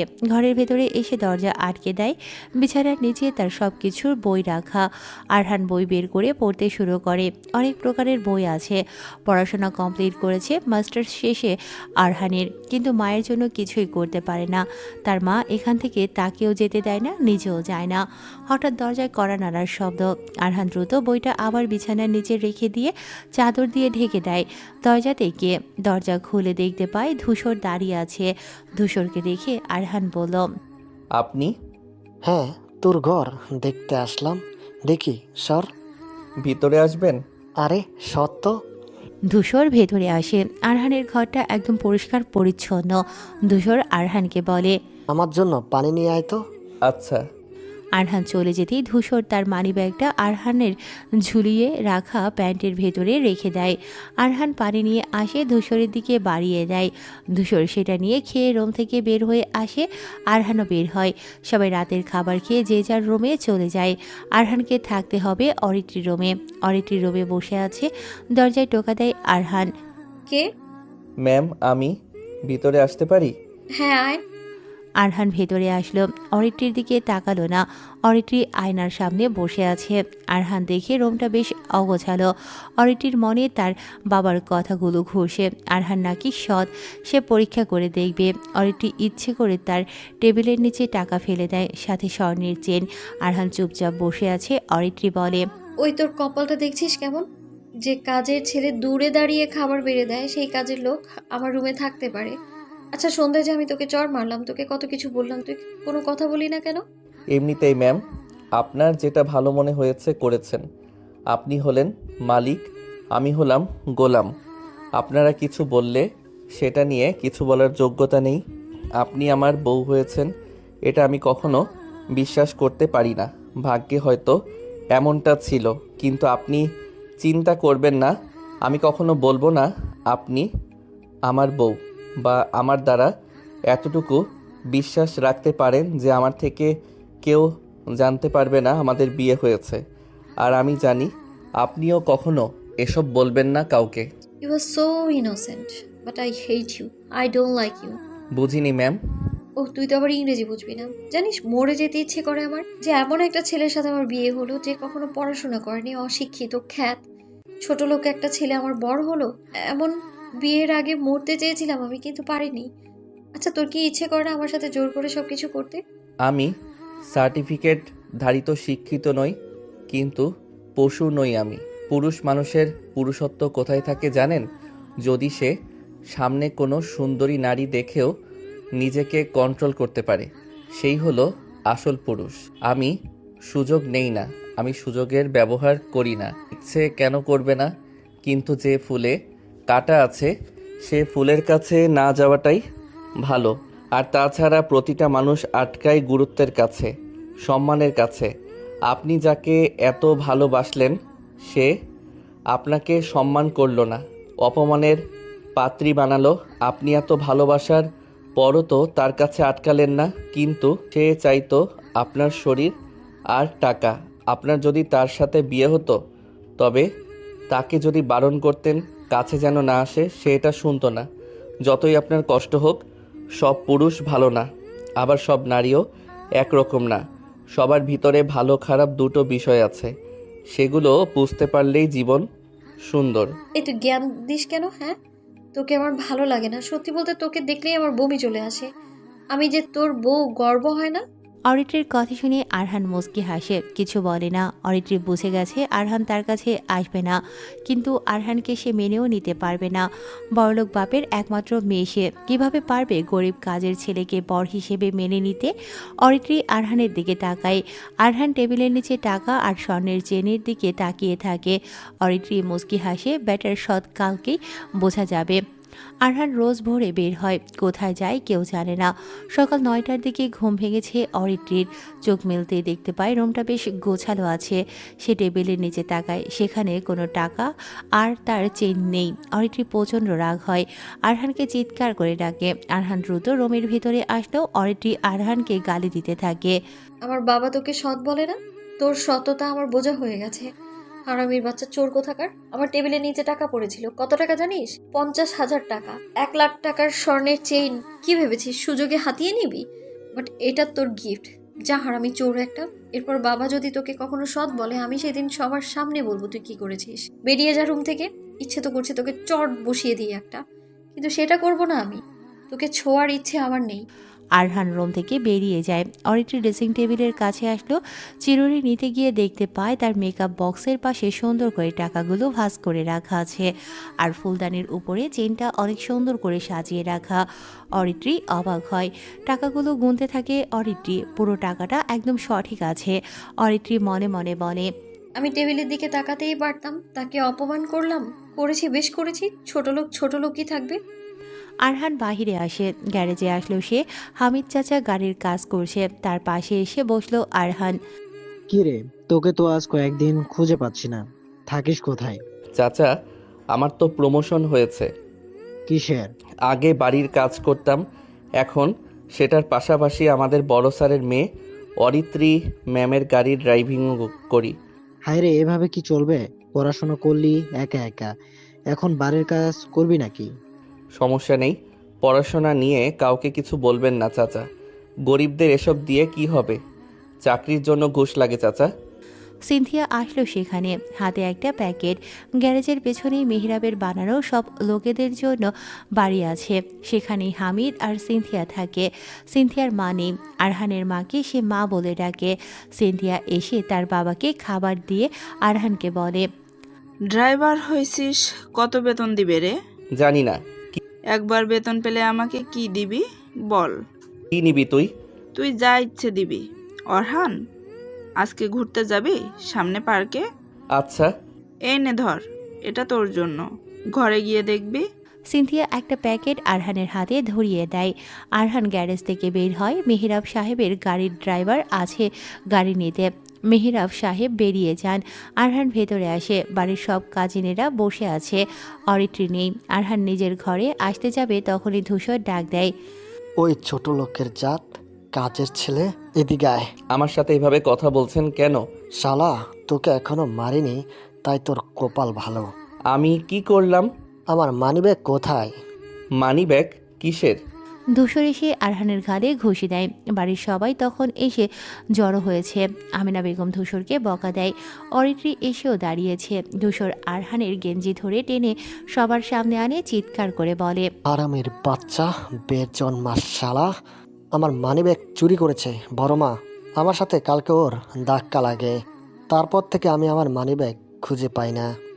অনেক জায়গাতে খুঁজেছিলাম, শেষে মনে পড়ে আরামের সাথে ধাক্কা লাগার কারণে আগ পর্যন্ত পকেটে ছিল। আমি শিওর আমার মানিব্যাগটা সে ছাড়া আর কেউ নেয়নি। ধূসর, তুই বেশি বেশি করছিস। আমরা অরহানকে চিনি। বাড়িতে যা, দেখ কোথাও পড়েছে। আমার কথা বিশ্বাস হচ্ছে না? ওর হাতে কি দেখি। আরহানের হাত থেকে জলদি ধূসর প্যাকেটটা কেড়ে নেয়, তারপর সেটা টেনে ছিঁড়ে ফেলে। সেখান থেকে দামি একটা শার্ট বের হয়, ফ্লোরে পড়ে যায় সেটা। আরহান মেরুন কালারের শার্টের দিকে তাকিয়ে থাকে। সিনথিয়া তাকে দিয়েছে এটা। সিনথিয়া প্রায় সময়ই আরহানের ড্রেস গিফট করে। ধূসর সেই শার্টটা হাতে নিয়ে বলে, এটা আমাদের কোম্পানির শার্ট, এটার দাম 3000 টাকা। সে এত টাকা কোথায় পেল? তার আগের ড্রেসের থেকে এটা দামি। নিশ্চয় সে আমার টাকা দিয়ে এটা কিনেছে। আলা কুত্তার বাচ্চা, বল টাকা কোথায় রেখেছিস? চুরি কেন করেছিস? কথাটা বলে আরহানকে ঘুষি দেয় ধূসর। মাহিমা দৌড়ে আসে ছেলের কাছে, ধূসরের পা জড়িয়ে ধরে বলে, আব্বা জান, আমার ছেলে এমন না, সে কখনো চুরি করবে না। কত জিনিস পরে তাকে আমার ছেলে কখনো তো নেই না, বরং গুছিয়ে রাখে। তাকে অপবাদ দিয়েন না স্যার, ও কখনো চুরি করবে না। সর বুড়ি সামনে থেকে। কথাটা বলেই ধূসর মাহিমাকে ধাক্কা দিয়ে সরিয়ে দেয়। আরহান এগিয়ে আসে, ধূসরের হাত ধরে, চোখের দিকে তাকায়। আরহানের চোখে তখন অন্যরকম ভাষা। ধূসরকে খুব আস্তে করে বলে, শোন, আমার সাথে যা ইচ্ছা কর, কিন্তু ভুলেও যদি আমার মা কষ্ট পায় বা আমার মাকে যদি মারিস, কসম আমি তোকে মেরে তোর লাশকে কত টুকরো করব সেটা তোর কল্পনারও বাহিরে। কি বললি? স্যার, দয়া করে আমার মাকে মারবেন না। আমার মায়ের কোনো দোষ নেই, আমি সত্যি বলছি। আপনার টাকার কথা আমি জানি না, আর এই শার্ট। তুই আমাকে আগে কি বললি? আরহান চোখ দুটো লাল করে তাকিয়ে মুচকি হাসল। তারপর ধূসর কিছু বলতে যাবে, তখনই আমিনা বেগম বলে, ধূসর, ওরহানের ঘরে যা, দেখ খোঁজে। যদি তোর কথা মিথ্যে হয় তাহলে ওরহানকে দিয়ে তোকে মার খাওয়াবো, বলে দিলাম। আমিনা বেগমের কথা শুনে ধূসর সহ আরও কয়েকজন আরহানের ঘরে আসে। আরহানের ভয় হয় যদি সে খাটের নিচ দেখে। অরিত্রীও ভেতরে আসে। ধূসর সোজা আরহানের প্যান্টের দিকে যায়। খুঁজতে খুঁজতে সেই প্যান্টের পকেটে হাত দেয়, একটা মানিব্যাগ বের করে। আরহান সহ সবাই অবাক হয়। ধূসর বলে, এই যে আমার মানিব্যাগ, বলেছিলাম না সে আমার মানিব্যাগ হাতিয়েছে। আমার মানিব্যাগে 10,000 টাকা ছিল, শালা আমার মানিব্যাগ চুরি করে এখন সাধু ভাব ধরেছে। চল বাহিরে। ধূসর আরহানের জামা ধরে টেনে আনে, তাকে আবার মারতে যাবে তখনই অরিত্রী বলে, 1 মিনিট থাম, তোর মানিব্যাগটা দে আমায়। তুই কি করবি? দিতে বলেছি দে। ধূসর অরিত্রীকে মানিব্যাগ দেয়। অরিত্রী মানিব্যাগ খুললো, 10,000 টাকা বের করে সে। ধূসরকে বলে, তোর মানিব্যাগে কত ছিল? সত্যি না বলে ভাববো এটা তোর কাজ। 10,000 ছিল। অরহান যদি 3,000 টাকার শার্ট কেনে তোর বক্তব্য অনুসারে, তাহলে এখানে 7,000 টাকা থাকার কথা। খুচরা টাকা আছে, ভাড়ার জন্য লাগবে মার্কেটে যেতে, সেই খুচরা টাকাটাও আছে। তাহলে এইখানে কোনো টাকা তো খরচ হয়নি। আর বড় কথা হলো, অরহানের ঘরেই যে মানিব্যাগ থাকবে এটা তুই কিভাবে জানি? অরহানের পকেট চেক করিসনি কেন? আর ওর ঘরে গিয়ে প্যান্টগুলোই বা কেন চেক করলি? এর থেকে বোঝা যায় তুই এসব একা নিজ থেকে করেছিস অরহানকে ফাঁসানোর জন্যে। এর কারণ অরহানের সাথে আমার বিয়ে হয়েছে, সেটা তুই মেনে নিতে পারিসনি। মেনে তো আমিও নিইনি, কিন্তু তাই বলে পাবলিকলি তাকে সব কিছু বলবে এটা হবে না। সরি বল ধূসর, সত্যটা স্বীকার কর। কারণ আমি ভালো করেই জানি অরহান চুরি করেনি, করবে না ও। আমার টেবিলে 50,000 টাকা পড়েছিল, স্বর্ণের চেইন পড়েছিল, সে সেটা নেয়নি। আর তোর থেকে মাত্র 10,000 টাকা চুরি করবে? ওর বেতনই তো 20 থেকে 30,000 টাকা। কি ব্যাট করলি, 6 মারতে গিয়ে আউট হয়েছিস। ধূসর মাথা নিচু করে নিল। আরহান অবাক হয়ে তাকিয়ে থাকে অরিত্রীর দিকে। মাহিমা বেগম শার্ট হাতে নিয়ে বলে, কোথায় পেয়েছিস সেটা? সিনথিয়া দিয়েছিল। আজকে আমার জন্মদিন, তাই। আরহানের কথা শুনে মাহিমা আর দাঁড়ায় না, আরহানকে নিয়ে ঘরে চলে যায়। তারপর মাহিমা ছেলের গাল থেকে রক্ত মুছে দিচ্ছে, তার চোখে পানি। রক্ত মুছতে মুছতে বলল, পড়াশোনা করে বলেছিলি তুই কখনো কারোর বাসায় চাকরি করবে না, অথচ পড়াশোনা শেষ, এখন তুই এখান থেকে যাচ্ছিস না কেন? তোকে যখন সবাই ছোট লোক বড় অশিক্ষিত গায়ে আবুল বলে তখন আমার অনেক কষ্ট হয় বাবা।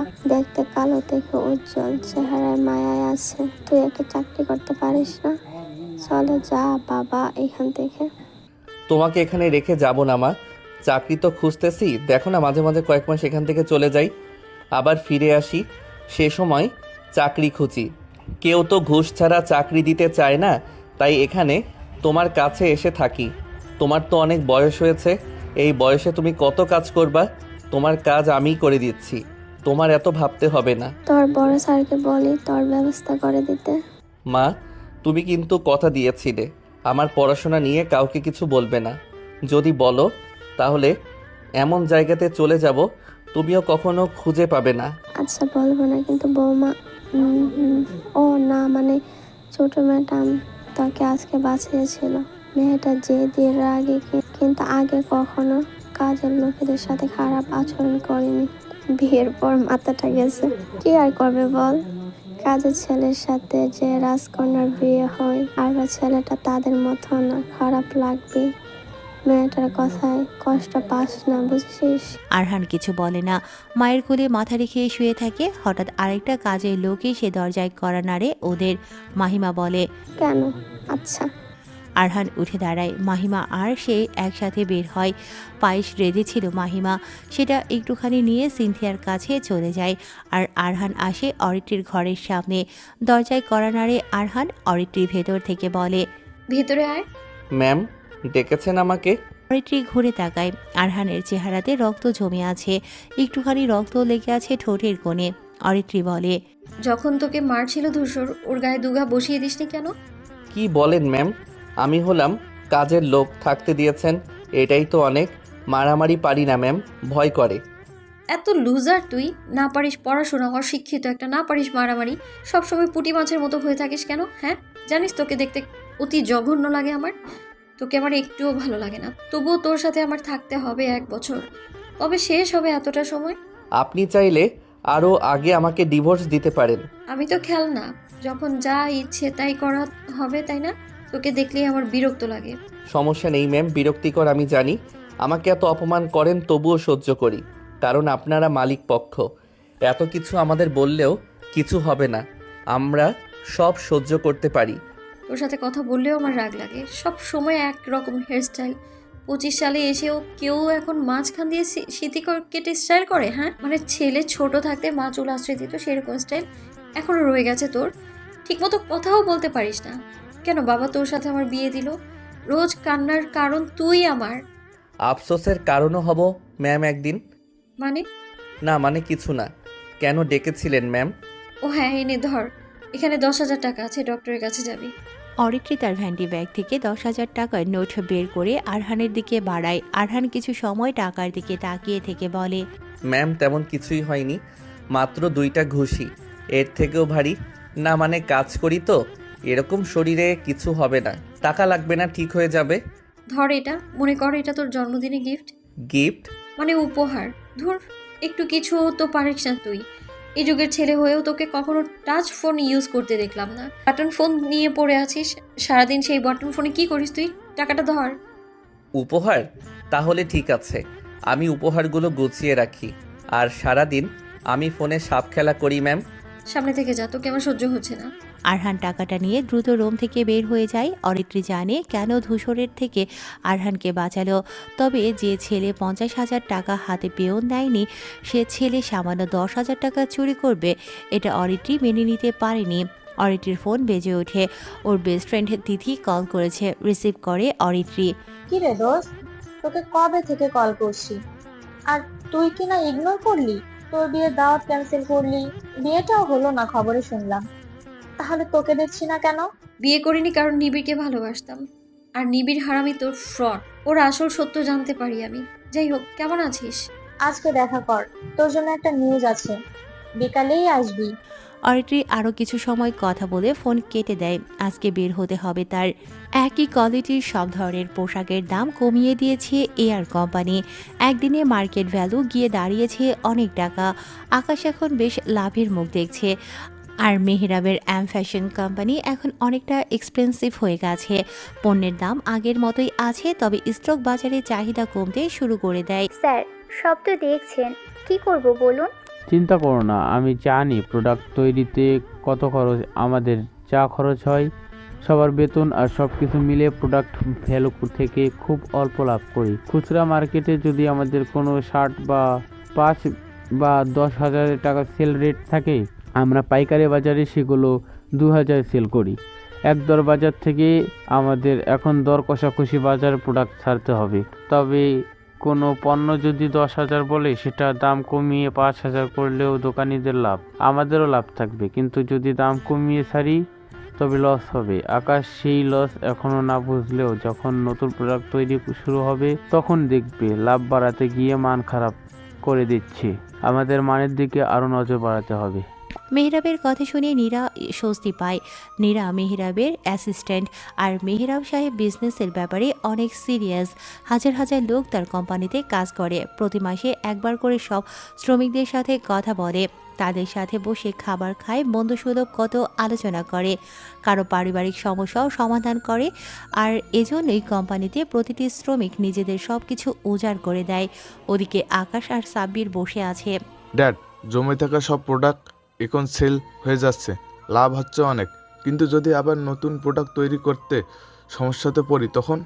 শোন, প্রথমে মার্কেট অল্প টাকায় প্রোডাক্ট ভালো মানের দিতে হয়, তারপরে আস্তে আস্তে কোয়ালিটি খারাপ করলেও সমস্যা নেই, সবাই ভাববে আগের মতোই মাল ঠিক আছে, এসব নিয়ে তোর ভাবতে হবে না। কিন্তু যদি লসে পড়ি, আর এর ভিতরে যদি মেহরাবের আবার নতুন কিছু করে, তখন আমরা পথে বসে যাব। এটা সে পারবে, হুমকির কার্ড তো আছেই। তার মেহেরাব বড় কিছু করতে পেরে গেলে বুঝবে সে দুর্বল কোথায়। আর যদি বেশি কিছু করে, তবে আমাদের কোনো লোক ওর কোম্পানিতে ঢুকিয়ে দেব, তারপর ওর প্রোডাক্টের আগুন লাগিয়ে দেব, কি বলো? হ্যাঁ, এটা ভালো প্ল্যান। তারপর শ্রমিকে মেরে ফেলবো, কোনো প্রমাণ রাখবো না। ওর কোম্পানি যখন লসে পড়বে তখন আমরা সেটা কিনে নেব। তাহলে এখনই ওর কোম্পানিতে আমাদের কয়েকজনকে ঢুকিয়ে দেওয়ার ব্যবস্থা করি। সাব্বির কথাটা বলে বেরিয়ে পড়ে। মেহরাব সাহেবের জন্য খারাপ কিছু অপেক্ষা করছে। মেহরাব সাহেব বাড়িতে বসে আছে। আজকে দ্রুত ফিরেছে তিনি, সবার সাথে বসে আছে। আরহানের ঘটনা তিনি জানেন না। অরিত্রী বের হয়, সবার সামনে আসতেই মেহরাব জিজ্ঞাসা করে, কোথায় যাচ্ছিস? বন্ধুদের সাথে দেখা করতে। অরহানকে সাথে করে নিয়ে? বারবার যেন একই কথা বলতে না হয়। কিন্তু আমি তো বন্ধুদের কাছেই যাচ্ছি। তাতে কি? অরহানকে সাথে করে নিয়ে যা। অরিত্রি বের হয়, আরহানের সাথে বের হয়। সিনথিয়া ভেতরে ঢুকছিল আরহানের মায়ের সাথে দেখা করবে বলে। সিনথিয়াকে দেখে অরিত্রি ওদের পাশ কাটিয়ে সিনথিয়া যখন ঢুকবে, অরিত্রি সিনথিয়াকে ডাকলো। এই মেয়ে দাঁড়াও। জি ছোট ম্যাম। হামিদ আঙ্কেলের মেয়ে না তুমি, তাই না? আমাদের ফুল বাগানে তুমি দেখাশোনা করো। হ্যাঁ ম্যাম। অরহানের সাথে তোমার দেখি বেশ ভাব। দুজন একসাথে বড় হয়েছি ম্যাম। আমরা তো ছোটবেলা বাহিরে একসাথে খেলতাম। পড়াশোনা করেছো? হ্যাঁ, অনার্স শেষ। বাবার জন্য এখানে আসি, ফুল বাগান দেখাশোনা করি। আচ্ছা যাও। অরিত্রি চলে যায়, আরহান পিছু পিছু আসে। সিনথিয়া ওদের দিকে তাকায়। আরহান গাড়ির দরজা খুলে দেয়, তারপর একসাথে দুজনে গাড়ি নিয়ে চলে আসে। এয়ারপোর্ট রোডের দিকে আসে ওরা। রাস্তার পাশে একটা বড় ভিআইপি ফুচকার দোকান। ওর বন্ধু আর বান্ধবীরা সেখানে আছে। গাড়ি থামায় আরহান, অরিত্রিকে গাড়ি থেকে নামতে সাহায্য করে। ওর বন্ধুরা এগিয়ে আসে অরিত্রির কাছে। বাপরে, ফুল বেবি আজকে তাহলে আসছে? ভুলেই তো গিয়েছিস মনে হয়। আরে না, একটু ঝামেলাতে ছিলাম, বিয়ে ভাঙলাম তাই আর কি। তাই ছেলেটাকে এ তো হ্যাঁ, কে এটা? আগে তো কখনো দেখিনি। আমি ম্যামের নতুন ড্রাইভার অরহান। ওই অরিত্রি, তোর ড্রাইভার তো দেখি হ্যান্ডসাম। হাতের বাহুর দিকে তাকা। ছি, তুই যেমন তোর চয়েসও এমন। যা সর। ওর কথা বাদ দে দোস্ত, আয় বসি। সবাই গিয়ে বসলো একটা টেবিলে। রাস্তার পাশে টেবিল সুন্দর করে সাজানো। এটা ট্যুরিস্ট এলাকা, তাই সব কিছু পরিষ্কার করে রাখা। আরহান গাড়ির পাশে বসলো, বাটন ফোন বের করে চাপতে থাকে। ঈশিতা বলে, দোস্ত দেখ, তোর ড্রাইভার বাটন ফোন চালায়, বেচারা এত গরিব। তোরা কি ওর কথা বাদ দিবি? কেন ডেকেছিস বলতো? রাগ করিস কেন? আচ্ছা শোন, আমাদের রিয়ার তো এই সপ্তাহ পরেই বিয়ে। আমাদের সবাইকে ডেকেছে সে। কি? বাহ, জানলাম না আমি। বাবা হঠাৎ ঠিক করেছে গ্রামের বাড়িতে বিয়ে হবে, তোদের সবাইকে এজন্য ডেকেছি। বিয়ে এখনো 15 দিন বাকি। তোদেরকে ডেকেছি কেন? সেটা হলো তোদের সবাইকে এক সপ্তাহ বাকি থাকতে আমার বিয়েতে যেতে হবে। পরশু বাবা আসবে ঢাকা থেকে, বিয়ের সব শপিং শেষ করে এ সপ্তাহে আমি চলে যাব। তোরা 8 দিন বাকি থাকতে আসবি, গ্রামে চলে আসবি। আমও বিয়ের জন্য মনে থাকে। অরিতি তুই যেন মিস করিস না, তোকে তো ফোন করে পাই না। আচ্ছা ঠিক আছে, আসবো। এখন চল কিছু খাই। সবাই একসাথে খেতে ব্যস্ত। খাওয়া শেষ করে সবাই ঈশিতা একটু দূরে আসে। সবাই যে যার মতো জায়গায় ঘুরে দেখছে। তিথিকে নিবিড়ের বিষয়ে সবকিছু বলেছে অরিত্রি। ওরা তিনজন গল্প করছে। ঈশিতা দূরে গিয়ে ওর বাবার সাথে কথা বলছে। কথা শেষ হতেই ঘুরতে দেখে ইরফান দাঁড়িয়ে। কি হলো, পিছনে কখন আসলি? মাত্র এসেছি। কিছু বলবি? ইসি, একটা কথা বলবো ভাবছিলাম। আসলে আমরা তো ভালো বন্ধু, তাই না? হ্যাঁ, তাই কি? তোকে আমি অনেক ভালোবাসি ইসি, বিশ্বাস কর। তোর ছাড়া আমার কোনো মেয়েকে ভালো লাগে না। কি বলছিস? কেউ জানে এসব? না। আচ্ছা, ভেবে দেখি। এখন এসব নিয়ে কথা না বলাই ভালো। রাজি হবি তো? দেখা যাবে। ঈশিতা চলে যায় সেখান থেকে। ঈশিতা বিশ্বাস করতে পারছে না ইরফান তাকে প্রপোজ করবে, কিন্তু ইরফান তাকে সত্যি ভালোবাসে কিনা সেটা আগে বুঝবে, তারপর না হয় সেটা গ্রহণ করবে। এজন্য ঈশিতা এখন কিছুই বলেনি। ঈশিতা তার বন্ধুদের কাছে আসলো। তিথি উঠে দাঁড়ায়, হাঁটতে হাঁটতে আরহানের কাছে আসে। Hello mister Arhan, what are you doing? বুঝতে পারছি না। তুমি ইংরেজি জানো না? না, গ্রামে থাকতাম তো পড়াশোনা করা হয়নি, তবে ভালো গাড়ি চালাতে পারি। ও, সমস্যা নেই। বললাম কি করছো?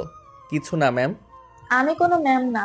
তোমার বাহু দেখলাম তখন, বেশ ভারী। তুমি কি জিম করো? তোমাকে দেখলে মনে হয় জিম মানে ব্যায়াম করো রোজ। না না ম্যাম, আমি কোনো ব্যায়াম করি না। আসলে ভারী চাকা ওঠানো নামানো করি, কখনো কখনো স্যারদের ব্যাগ টানি, হয়তো এই জন্য এমন। দেখতে কালো, তবে চেহারাটা সুন্দর আছে। ম্যাম, গরিব বলে মজা নিচ্ছেন? আমাকে ম্যাম? কি ব্যাপার, তুই আমার ড্রাইভারের সাথে কি করছিস? তোকে না বলেছি এসব গরিব খ্যাত গাইয়া ছোট লোক টাইপ লোকদের থেকে দূরে থাকতে? কথা বলতে না বলেছি না? ভাই, তোর জন্য বড় লোক ছেলেরা পাগল, আর তুই বেছে বেছে গরিব অশিক্ষিত দেখতে বাজে ছেলেদের খোঁজ করিস। তোর নিয়ে না আর পারলাম না। এমন করে বলিস কেন? মানুষকে সম্মান দিতে হয় গাধি। আর এরা অনেক ভালোবাসতে পারে। নিবিড় তো বড় লোক ছিল অরহানের থেকে, কি পেলি? এরা ভালোবাসাকে সম্মান দিতে জানে। তুই রাখ তোর ভালোবাসা। এই গরিবের বাচ্চা, ওঠ, বাড়ি যাব। আরহান দ্রুত গাড়ির দরজা খুলে দেয়। অরিত্রি গাড়িতে উঠে বসে। তিথি হাসতে থাকে, আরহানকে বলে, কষ্ট পেয়েছো? আরহান গাড়িতে উঠতে উঠতে বলে, না, সব সময় কষ্ট পেতে হয় না। আরহান চলে আসে সেখান থেকে। অরিত্রীর মেজাজ খারাপ লাগছে। তিথির ন্যাকামি একদমই ভালো লাগে না। তবু একসাথে পড়তে পড়তে ওদের বন্ধুত্ব হয়ে গেছে। এখন তিথি অরিত্রীর এতটা কাছে যে সে তিথিকে ছাড়া কাউকে সেভাবে কাছের ভাবতে পারে না। অরিত্রী ভাবতে থাকে গ্রামের কথা। সে কখনো গ্রামে যায়নি। গ্রামের বিয়ে কেমন হবে, বিয়েটা কি শহরের মতো হবে, গ্রাম দেখতে কেমন। অরিত্রী চোখ বন্ধ করে গ্রামের দৃশ্য সাজাতে থাকে। গ্রামে যাওয়ার জন্য সে অনেক এক্সাইটেড হয়ে পড়ে। মাকে গিয়ে সে সব কিছু বলবে। গ্রামে যাওয়ার সব ধরনের প্রস্তুতি নেবে সে। তারপর মেহরাব সাহেবের কোম্পানিতে নতুন দর্শন শ্রমিক নেওয়া হয়েছে। এমফেশন কোম্পানির একজন ডিরেক্টর যে সাব্বিরের থেকে লাখ লাখ টাকা নিয়েছে এই দর্শন শ্রমিককে কাজে ঢোকানোর জন্য। তারা কাজে ঢুকে ম্যানেজারের দৃষ্টি আকর্ষণের জন্য সব রকম কাজে সবার আগে এগিয়ে আসে। সবার সাথে ভালো ব্যবহার শুরু করে দেয়। কিন্তু ওরা এসেছে নতুন একটি মাইন্ড গেম খেলতে। তিথি বাড়িতে এসেছে। তার মাকে রিয়ার বিয়ের বিষয়ে সবটা বলে। তিথির মা মার্জিদা বেগম বলে, একা কোথায়? অরিত্রীরা আছে তো? হ্যাঁ, কিন্তু সেখানে যেতে হলে তোমার মামাতো ভাই মিহানকে নিয়ে যেতে হবে। তুমি তো জানোই তোমার বাবার দেশে বাহিরে, কিছু হলে কে দেখবে। এজন্য মিহানকে তোমার সাথে পাঠাবো। উফ আম্মু, তুমি না সব সময় এমন করো, ভালো লাগে না। মেহান ভাই কেন আমার সাথে যাবে? আমরা তো সবাই ফ্রেন্ডস সেখানে, এটা ভালো লাগে না। তাহলে তোমার যাওয়া হবে না। ভাল লাগে না আম্মু। ঠিক আছে, যাবে, তবে আমরা তো সবাই অরিত্রীর গাড়িতে যাব। মেহান যেন আমাদের সাথে না আসে। সে বাসে করে যাবে, ঠিকানা দিয়ে দিবা। আচ্ছা, তবুও সে তোর সাথে থাকবে, এটাই অনেক। রাস্তায় কোনো চিন্তা নেই। তিথি আর কিছু বলে না। রুমে চলে এসে বন্ধুদের গ্রুপে আসে, মেসেজ করে বলে, গাইস, আমি রেডি রিয়ার বিয়েতে যেতে, কিন্তু সাথে মামাতো ভাই মিহান আসবে। কেমন লাগবে বল? বন্ধুদের ভিতরে একটা আহাম্মক ঢুকবে। মা এছাড়া রাজিই হচ্ছিল না। সাথে সাথে ঈশিতা রিপ্লাই দেয়, দোস্ত, আমার কোনো সমস্যা নেই, আমার ফ্যামিলি রাজি। গ্রামের বিয়ে কখনো দেখিনি। অরিত্রা চুপচাপ সবার মেসেজ দেখছে। সবাই বিয়ে নিয়ে কত এক্সাইটেড। রিয়াও তার বিয়ে নিয়ে অনেক খুশি। কেউ জানে না তার সাথে সবার কাছে পরিচয় করিয়ে দেওয়া ড্রাইভার ছেলেটি। তারপর সবাই জানতে পারলে হাসবে। অরিত্রি হাসির পাত্রী হতে পারবে না, কারণ সবসময় অরিত্রি নিজেকে নিয়ে গর্ব করেছে। তার সুন্দর চেহারা, সুন্দর হাসি, টাকার গরম সব কিছু নিয়ে অরিত্রি সবার থেকে নিজেকে বেস্ট মনে করেছে। আর তারই হাজব্যান্ড কিনা একজন অশিক্ষিত খ্যাত, কালো দেখতে কাজের ছেলে। অরিত্রি নীরবে কাছে। আমেনা বেগম আসে। কি হলো, কাঁদছিস কেন? মানে কেন করলে আমার সাথে এমনটা তোমরা? আমার জীবনটা আমার উপরে ছেড়ে দিতে, দেখতে কালো কাজের ছেলে, এর সাথে আমার বিয়ে কিভাবে দিলে? না পারি কারো সামনে তাকে পরিচয় করিয়ে দিতে, না পারি শান্তি মতো থাকতে। এর থেকে কি মরাটা ভালো ছিল না বলো? এখন ভাগ্যে যা ছিল তা হয়েছে। আমি মানি না এটা। তোমরা আমার ভাগ্য নষ্ট করেছো। তোমরাও তো পারো না কাউকে তোমার মেয়ের বিয়ে নিয়ে কাউকে কিছু বলতে। তাহলে এটা কি খারাপ কিছু না? আমি সহ্য করতে পারি না। চুপ থাক, ডেকেছিলি কেন? রিয়ার বিয়ে, গ্রামের বাড়িতে বিয়ে হবে। তোমাদেরকেও যেতে বলেছে, কিন্তু আমাদের সবাইকে ওর বিয়ের 1 সপ্তাহ আগে যেতে হবে। তোমায় জানিয়ে রাখলাম, বাবাকে বলো। আচ্ছা ঠিক আছে। আমেনা বেগম চলে যায় অরিত্রির রুম থেকে। অরিত্রি বালিশে মুখ গুজে কাঁদতে থাকে। আরহান আর সিনথিয়া দাঁড়িয়ে আছে রাস্তা পার হবার জন্য। সিনথিয়া আজকে শাড়ি পরেছে, আরহান একটা টি শার্ট পরেছে। সবসময় টি শার্ট পরে আরহান। সিনথিয়া আরহানের হাত ধরেছে, আরহানকে বলে, তোকে যে শার্টটা দিলাম সেটা পরলি না কেন? ওটা অন্যদিন পরবো। ভালো জিনিস এত জলদি পড়তে নেই, ব্যবহার করলে নষ্ট হবে তো।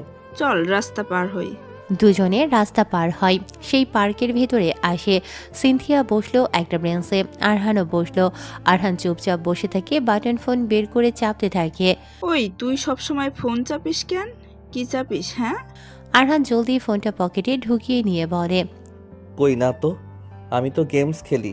তো বল, এখানে ঘুরতে আসলি কেন? আর আজ শাড়ি পরলি যে? হ্যাঁ, তোর জন্মদিন তো এই জন্য। কেমন লাগছে বল তো? ভালোই লাগছে, কিন্তু তুই সাদা আমি কালা, মানুষজন দেখলে কি ভাববে? হাসবে, বুঝলি তো? রাখ তোর মানুষের কথা। কালো বলে কি হয়েছে? আমি জানি তো তুই কেমন। পড়াশোনা করছিস, রেজাল্টও ভালো, সবসময় ফার্স্ট হতিস ক্লাসে। তোর রেজাল্ট দেখলে তো অবাক হতাম। এত ভালো একটা ছেলেকে নিয়ে কে হাসবে? এসবের মূল্য নেই। পুরুষ মানুষ সবসময় দুটো জিনিসের উপর নির্ভর করে, একটা হলো টাকা আর একটা হলো চেহারা। আপাতত দুটোর আমার কোনো কিছুই নেই। ভালো মেয়েরাও তো ক্রিম মেখে সুন্দর হয়ে যায়, হাত পা কালো, মুখ সাদা ক্রিমের গুণে। আমরা ছেলেরা তা পারি না।